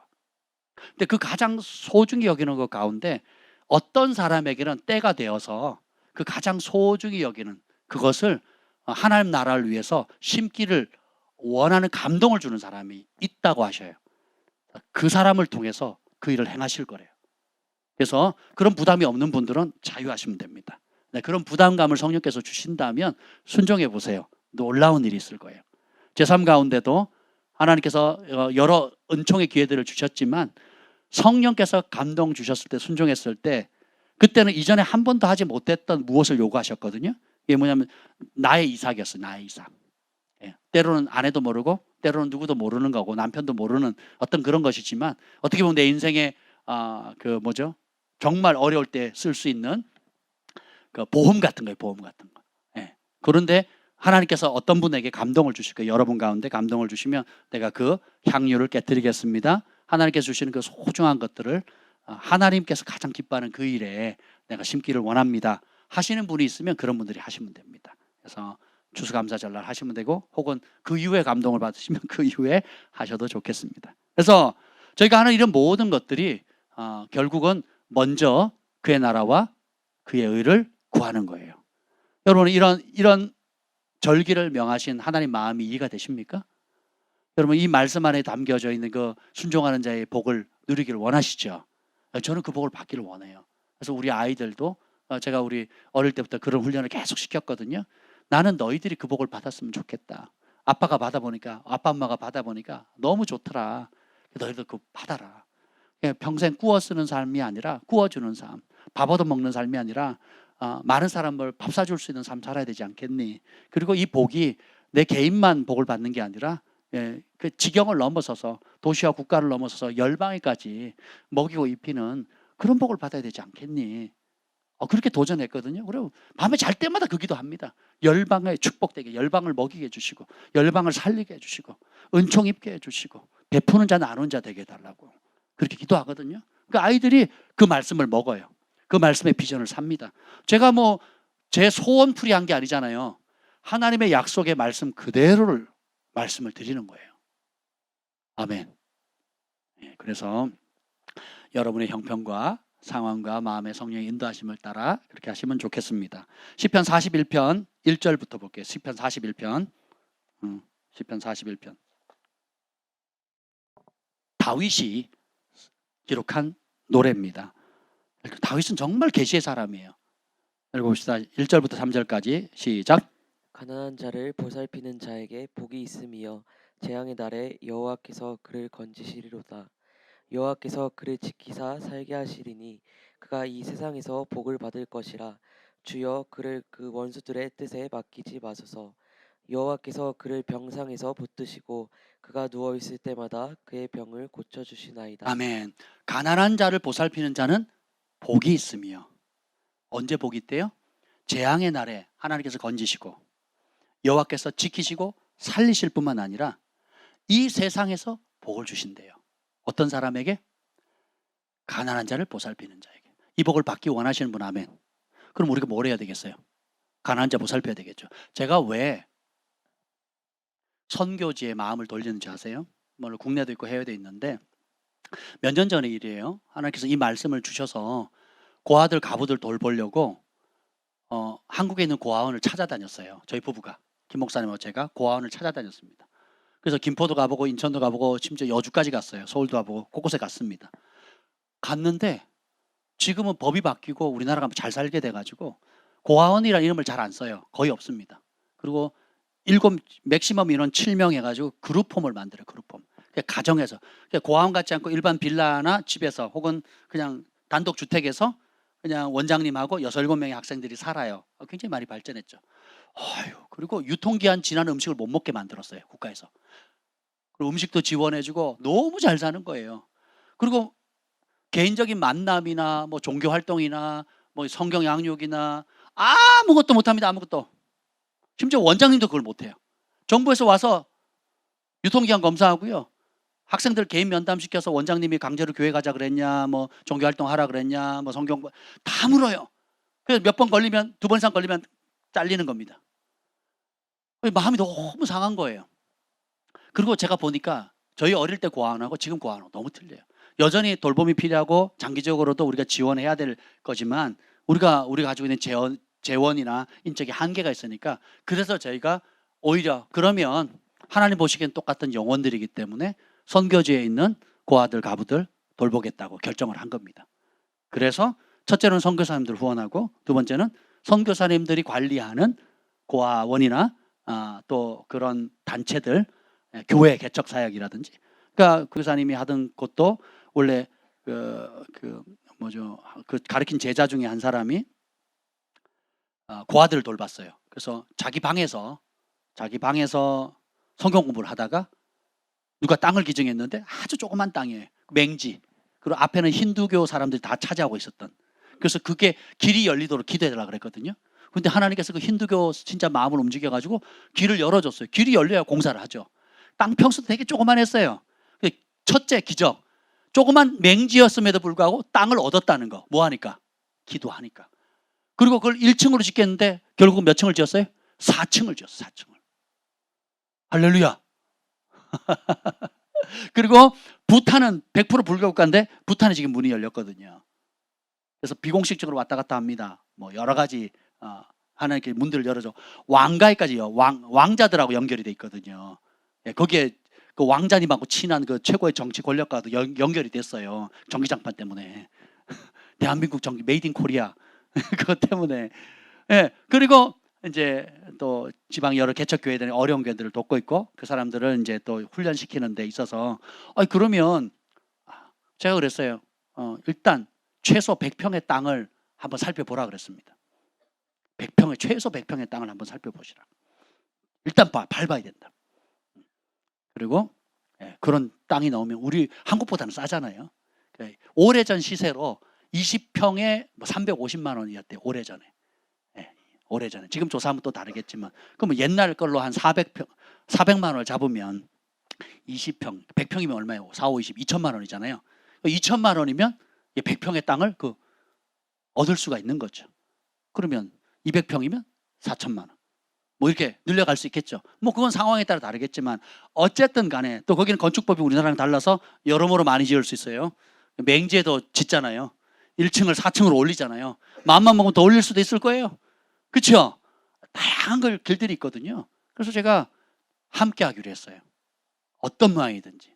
그래서 뭐 저희만 할 건 아니겠지만 일단은 성령께서 감동을 주셨고 또 그 마음을 주셨고 또 우리 교회 연결되어져 있고 그리고 앞으로 제가 마음을 굳혔어요. 뭐 지난번에 얘기했지만 제가 10년을 함께 하기로. 일단 10년 한번 해보자.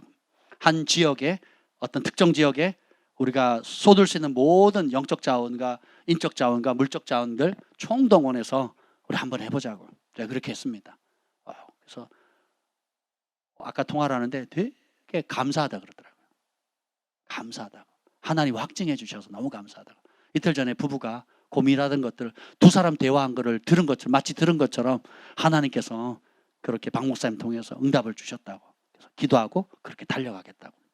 아멘. 그래서 이번 추수감사절 헌금한 것 하나님께서 어떻게 은혜를 주실지 모르겠지만 그것은 그것대로 해서 그런 선교지와 또 기타 성령께서 인도하시는 대로 우리가 그렇게 돕는 데 쓰도록 하겠고요. 또 우리는 우리대로 글로벌 센터 부지를 위해서 또 믿음으로 취해서 그걸 취할 것입니다. 하나님께서 주신 거기 때문에 취할 거고 그 옆에 펜션도 나중에 때가 되면 인수를 해야 되지 않겠습니까? 그래서 참 가까워요. 서울에 67km인데 제 차로 가면 1시간 10분. 너무 좋습니다. 1시간 10분이에요. 저희 집에 가서 요 교회에서 가도 1시간 10분이면 딱 가요. 참 좋습니다. 그리고 그 앞에 땅도 너무 좋고요. 뒤에 산도 15,000평 있는데 산기도하기 딱 좋잖아요. 다 잣나무예요. 잣나무라 벌레가 없다 그러더라고요. 모기는 있습니다. 아무튼 간에 생각해 보세요, 여러분. 하나님 나라를 위해서 꿈꾸면 할 일이 너무 많고요. 여러분 개인적으로 생각하면 우리는 결국 우울해집니다. 근데 나보다 어려운 사람들, 그리고 도움이 필요한 사람들. 그리고 필리핀 보낼 것도 이제 여름 다 지났잖아요. 여름 물건들 다 다 빨래해놓고 정리해 놓으셨잖아요. 그래서 필리핀도 지금 보낼 겁니다. 필리핀도 제가 거기 임마누엘 교회라고 있어요. 그 저수지, 양어장 그 뻘 위에 성도들이 그 뻘에다가 바위 돌을 집어넣어가지고 그 위에 세운 교회예요. 그래서 거기는 성령께서 강하게 역사하는 교회더라고요. 일반 필리핀 교회하고 틀려요. 성도들이 11조하고 선교하고 다 합니다. 필리핀에서 자립하는 교회가 거의 없거든요. 다 선교사님한테 손 벌리고 도와달라 하고 자생할 수 있는 힘이 거의 없습니다. 근데 그 교회는 말씀대로 가르치고 기도하고 성령의 역사가 일어나니까 오히려 사람들을 파송하고 돕습니다. 정말 건강한 교회예요. 그러니까 그 뻘 위에 교회를 지었고 또 교회가 사택이 저희가 갔을 땐 뻥 뚫려가지고 위층도 뻥 뚫리고 그래서 시멘트만 보이는 거예요. 시멘트만. 너무 마음이 아픈 거죠. 그래서 와서 몇몇 분들 또 우리 성도들 여러분들이 함께 힘을 모아가지고 그 교회를 완공하고 그리고 또 성도들이 또 십시일반 해가지고 그쪽 교회 성도들이 자생적으로 주일학교 예배당을 또 확장했대요. 이 법이 참 좋습니다. 땅만 있으면 계속 늘려가는 거예요. 그래서 그 지역에 그래서 저는 필리핀은 그쪽 임마누엘 교회랑 하나님 허락하시면 연결되어져서 그 지역을 좀 돕고 싶거든요. 왜냐하면 우리나라에서는 4시간이면 갑니다. 마닐라까지 4시간이면 가고 거기서 이제 북쪽으로 올라가면 되거든요. 일단은 그 나라까지는 금방 갈 수 있으니까 우리 청소년들, 청년들이나 이렇게 해서 또 그 지역을 한 10년만 도우면 어떻게 되겠어요? 앞으로 한 10년만 도와보자고요. 하나님 나라를 위해서. 그럼 저는 이렇게 생각합니다. 이후에 천국 갔을 때 무엇이 우리의 면류관과 자랑이 되겠습니까? 그 중에는 우리가 한 번도 보지 못했던 어린아이들이나 할머니나 할아버지도 있을 거예요. 여러분이 보냈던 옷, 여러분이 소중하게 깨뜨리는 향유옥합을 통해서 그 임마누엘 교회가 어떻게 세워졌는지 백영모 성사님이 얘기하셨어요. 그 한국의 어떤 교회였는데, 성결교단 교회였는데 성도들 가운데 아주 헌금을 안 하는 아주 짠돌이, 아예 헌금을 안 하시는 분이었대요. 그냥 아주 인색한.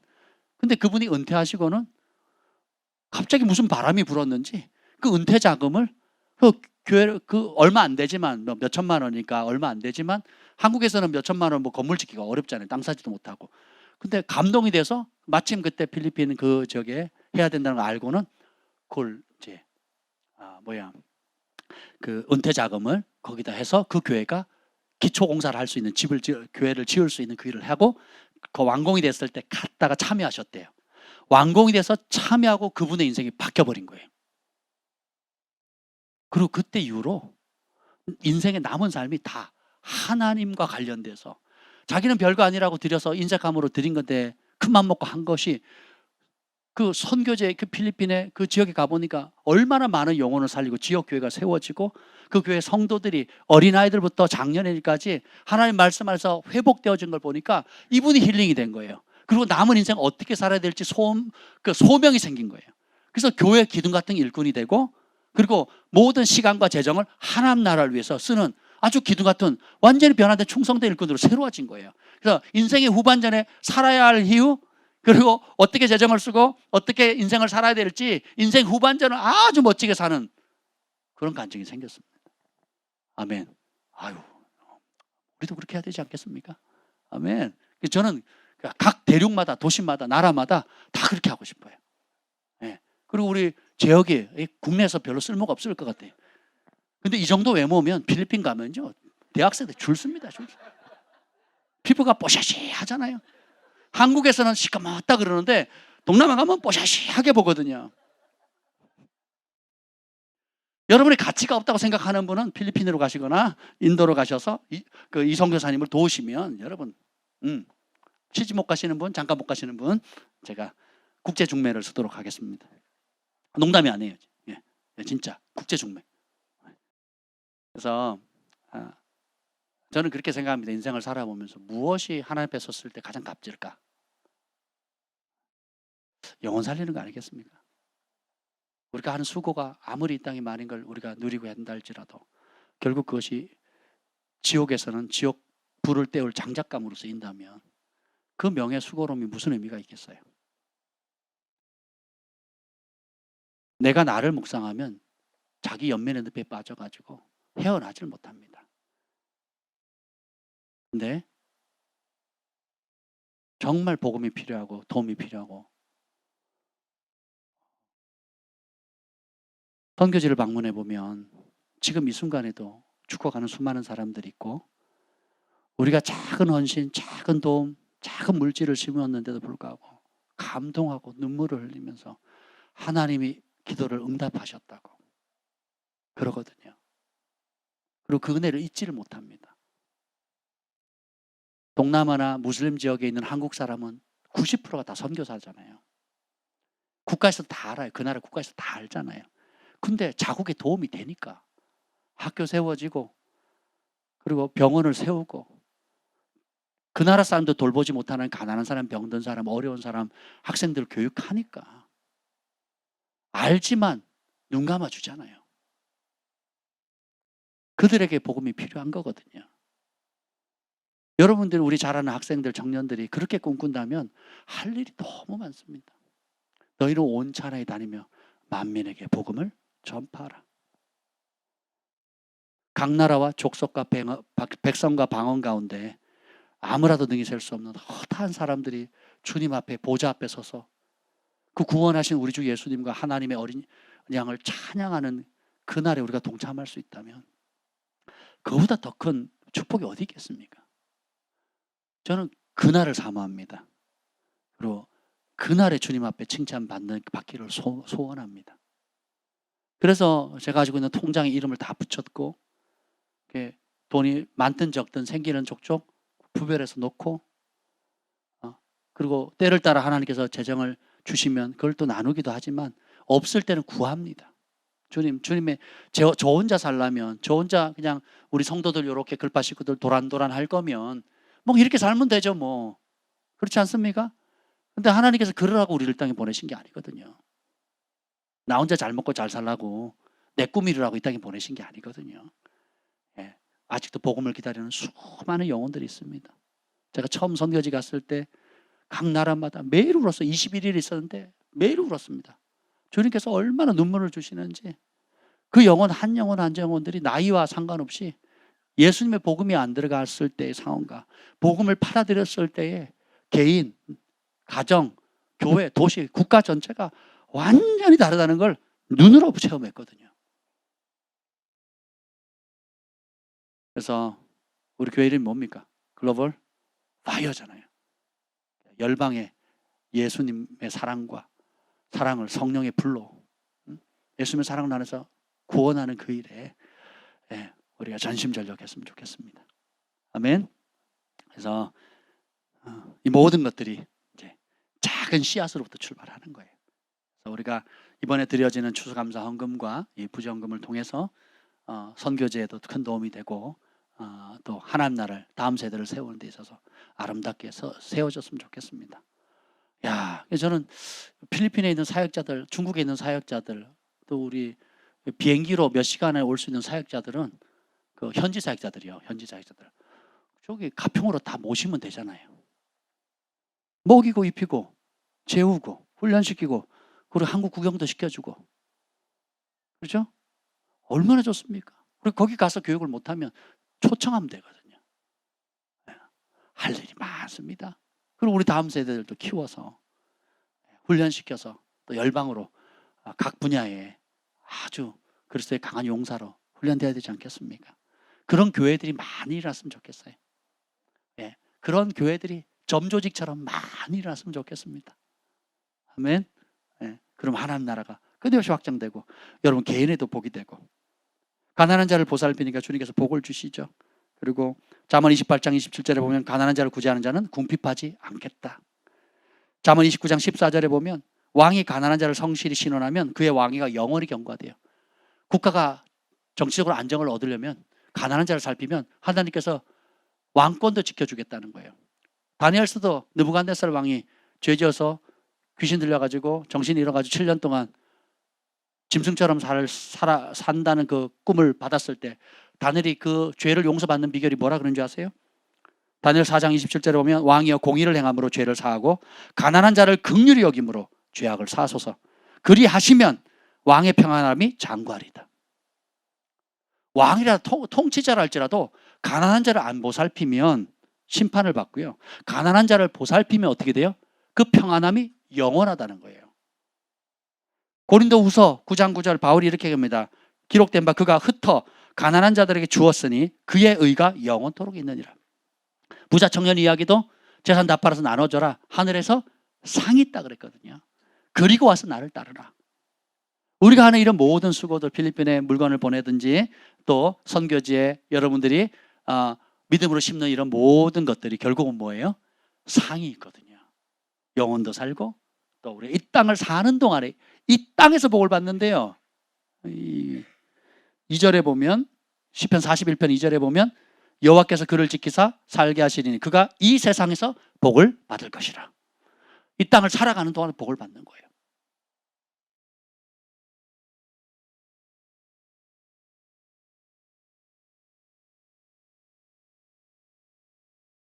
악인은 구제하는 것을 손해라고 생각합니다. 의인은 구제하는 것을 축복이라고 생각해요. 10대 아이들이 단체로 밥 먹으러 갔을 때 내가 돈을 안 내고 다른 사람이 돈을 다 내면 자기는 돈을 아꼈다고 생각해요. 근데 우리 주한이 경환이는 뭐라고 생각하는 줄 아세요? 내가 심었고 하나님께 복을 받을 일을 했다고 생각합니다. 여러분이 교회에서 헌금을 하거나 선교비를 내거나 기타 여러 가지 목록에 감동이 올 때 무언가를 심어야 될 일이 생겼을 때 어떤 마음이 듭니까? 손해라는 마음이 드시나요? 아니면 하나님께서 때가 돼서 하나님의 축복의 통로로 복을 받는 일이라고 생각하십니까? 저는 제 뼛속 깊숙이 복 받는 일이라고 믿습니다. 그렇게 살아왔고 살고 있고 앞으로도 그렇게 더 심으며 살 것입니다. 여러분은 어떠십니까? 잠언 19장 17절 읽고 마치도록 하겠습니다. 잠언 19장 17절.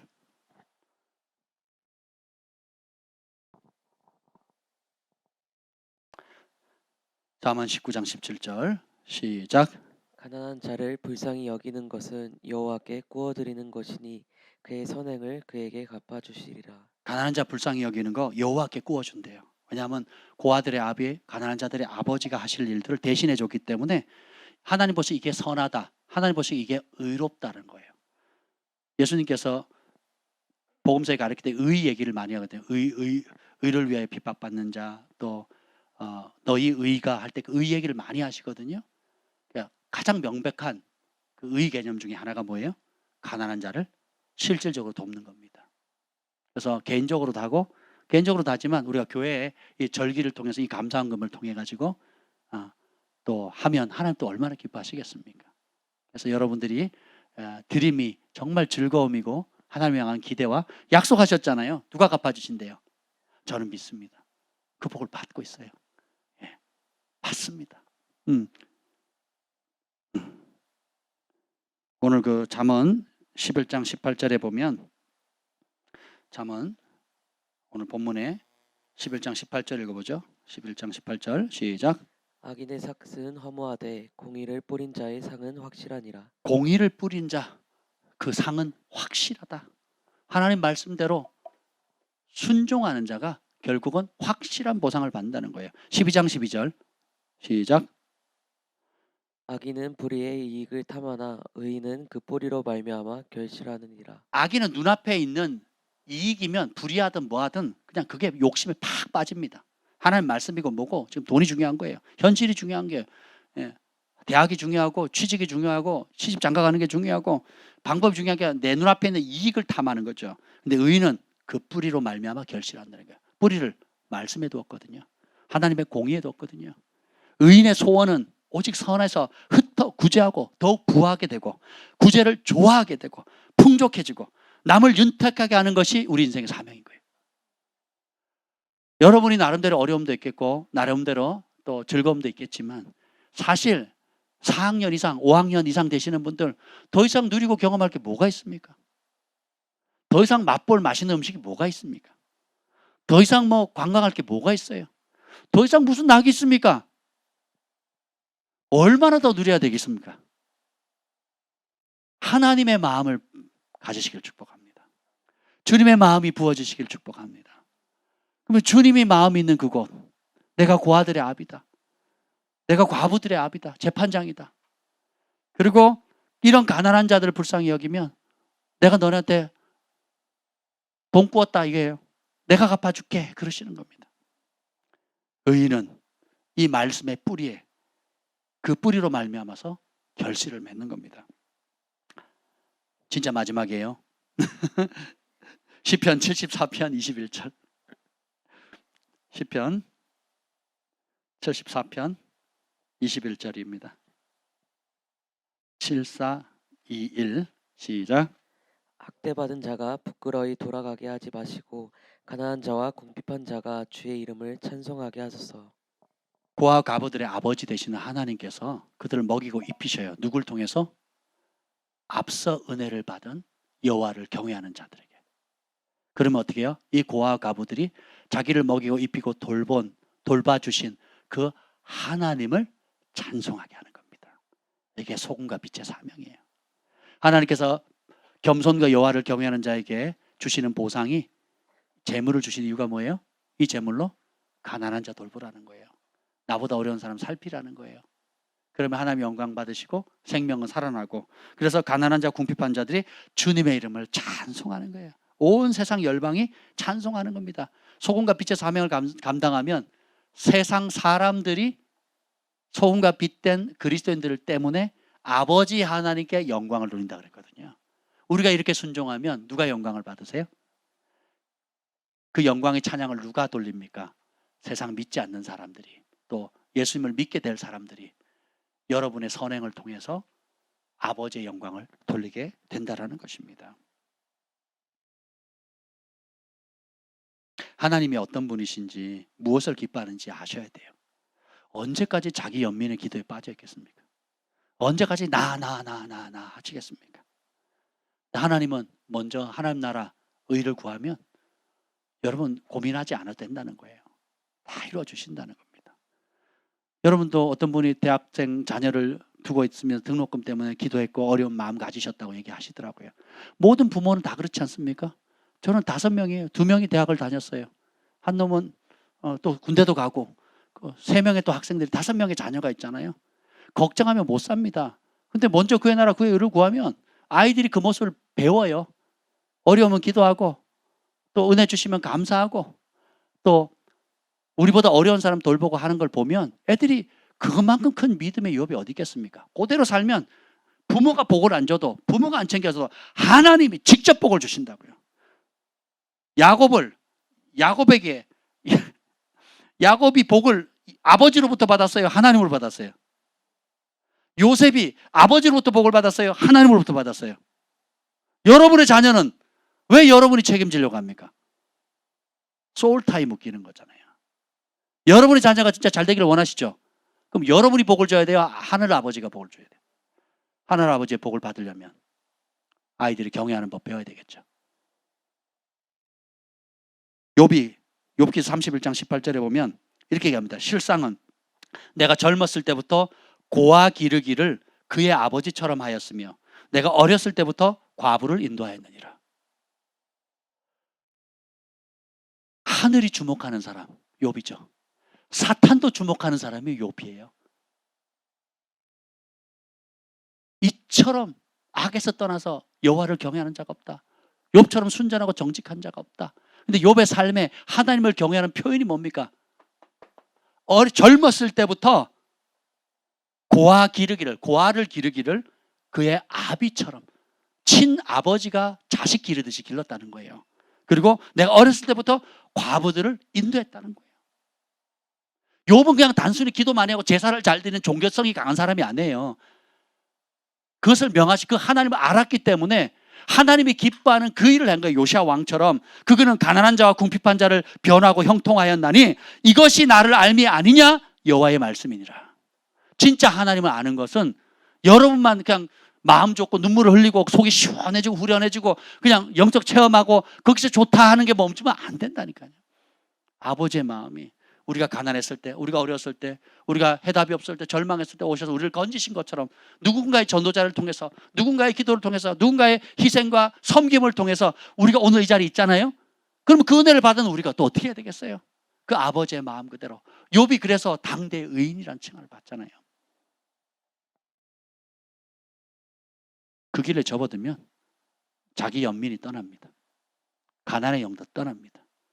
그리고 내 손에 주어진 그걸 통해서 하나님께서 얼마나 아름다운 기적을 이루시니 부자의 도시락을 사용하지 않고 이름 없는 소년의 도시락을 통해서 기적을 일으키시고 부잣집에 어떤 그것이 아니라 가난한 과부가 마지막 먹고 죽으라는 밀가루를 통해서 하나님이 기적을 이루시길 원하는데 공통점은 똑같아요. 하나님이 전부인 사람이에요.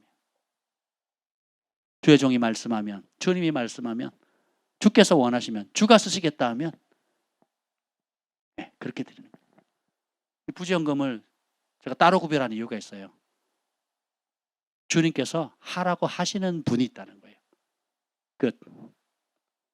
성령께서 하라고 하시는 분이 있다는 거예요. 방송을 보시는 분도 마찬가지고. 그렇습니다. 주님은 억지로 함으로 인색함으로 하는 걸 받지 않으세요. 정말 하나님 나라의 가치 그리고 그분이 기뻐하는 뜻을 아는 자들 통해서 그것이 보리떡 5개 물고기 2마리든 밀가루 조금 기름 조금이든 300데나리의 향유든 재산의 절반이든 사람마다 믿음마다 형편은 다 다르지만 성령께서 감동 주시는 그대로 내어드리는 각자의 이삭을 통해서 아브라함이 바친 그 이삭을 통해서 하나님은 기적을 이루어 가십니다. 우리 하나님은 돌들로도 아브라함의 자손을 만드실 수 있는 분이세요. 누구든지 주님을 즐겨 사랑함으로 즐겨드리면 주님께서 그 즐겨드리는 사람의 작은 희생을 통해서 위대한 일을 행하시는 분이십니다. 여러분의 소원은 무엇입니까? 오늘 말씀에 의인의 소원이 무엇입니까? 흩어 구제하고 남을 윤택케 하는 거. 받은 사람 그대로 다른 사람들을 나누어 주는 것. 우리가 그 길로 함께 달려갔으면 좋겠습니다. 오늘 이 밤에 기도할 때 여러분 기도해 보세요. 지난 한 해 동안 하나님 어떤 일을 주셨는지 감사하고, 또 주님께서 오늘 주신 이 말씀을 부딪히고 어떤 말씀을 주시는지 들어보세요. 내가 하나님께 계속 쏘아 올리면서 다고 달라 하는 기도가 거의 99% 아닙니까? 그럼 주님께서 내게 원하시는 게 무엇입니까? 하고 물어보세요. 그 음성에 순종해 보세요. 놀라운 일이 있을 것입니다. 그리고 여러분의 평생의 뜻을 정해 보세요. 하나님, 항상 내 주변에 나보다 어려운 사람을 돕겠습니다. 먹이겠습니다. 입히겠습니다. 살리는 축복의 통로가 되게 해주시고, 그 지경이 울타리를 넘어서 열방에 이르게 하옵소서. 우리의 자녀들이, 우리 교회가 그렇게 되게 해주십시오. 아멘. 주님 감사합니다. 오늘 의인이 소원에 대해서 우리가 배웠습니다. 흩어 구제하여도 더 구하게 되고, 구제를 좋아하며 선을 간절히 구하는 것이 하나님이 기뻐하는 의인의 모습입니다. 주님, 그 주님의 마음을 우리 가운데 부어 주시옵소서. 열방에 죽어가는 영혼들, 고아와 과부들, 극빈자들, 가난한 사람들, 지금도 먹을 양식과 입을 옷이 없어서 헐벗고 굶주리는 수많은 사람들의 하나님, 우리가 하나님의 응답, 하나님의 대안이 되도록 저희를 사용하여 주시옵소서. 예수님의 이름으로 기도합니다. 아멘.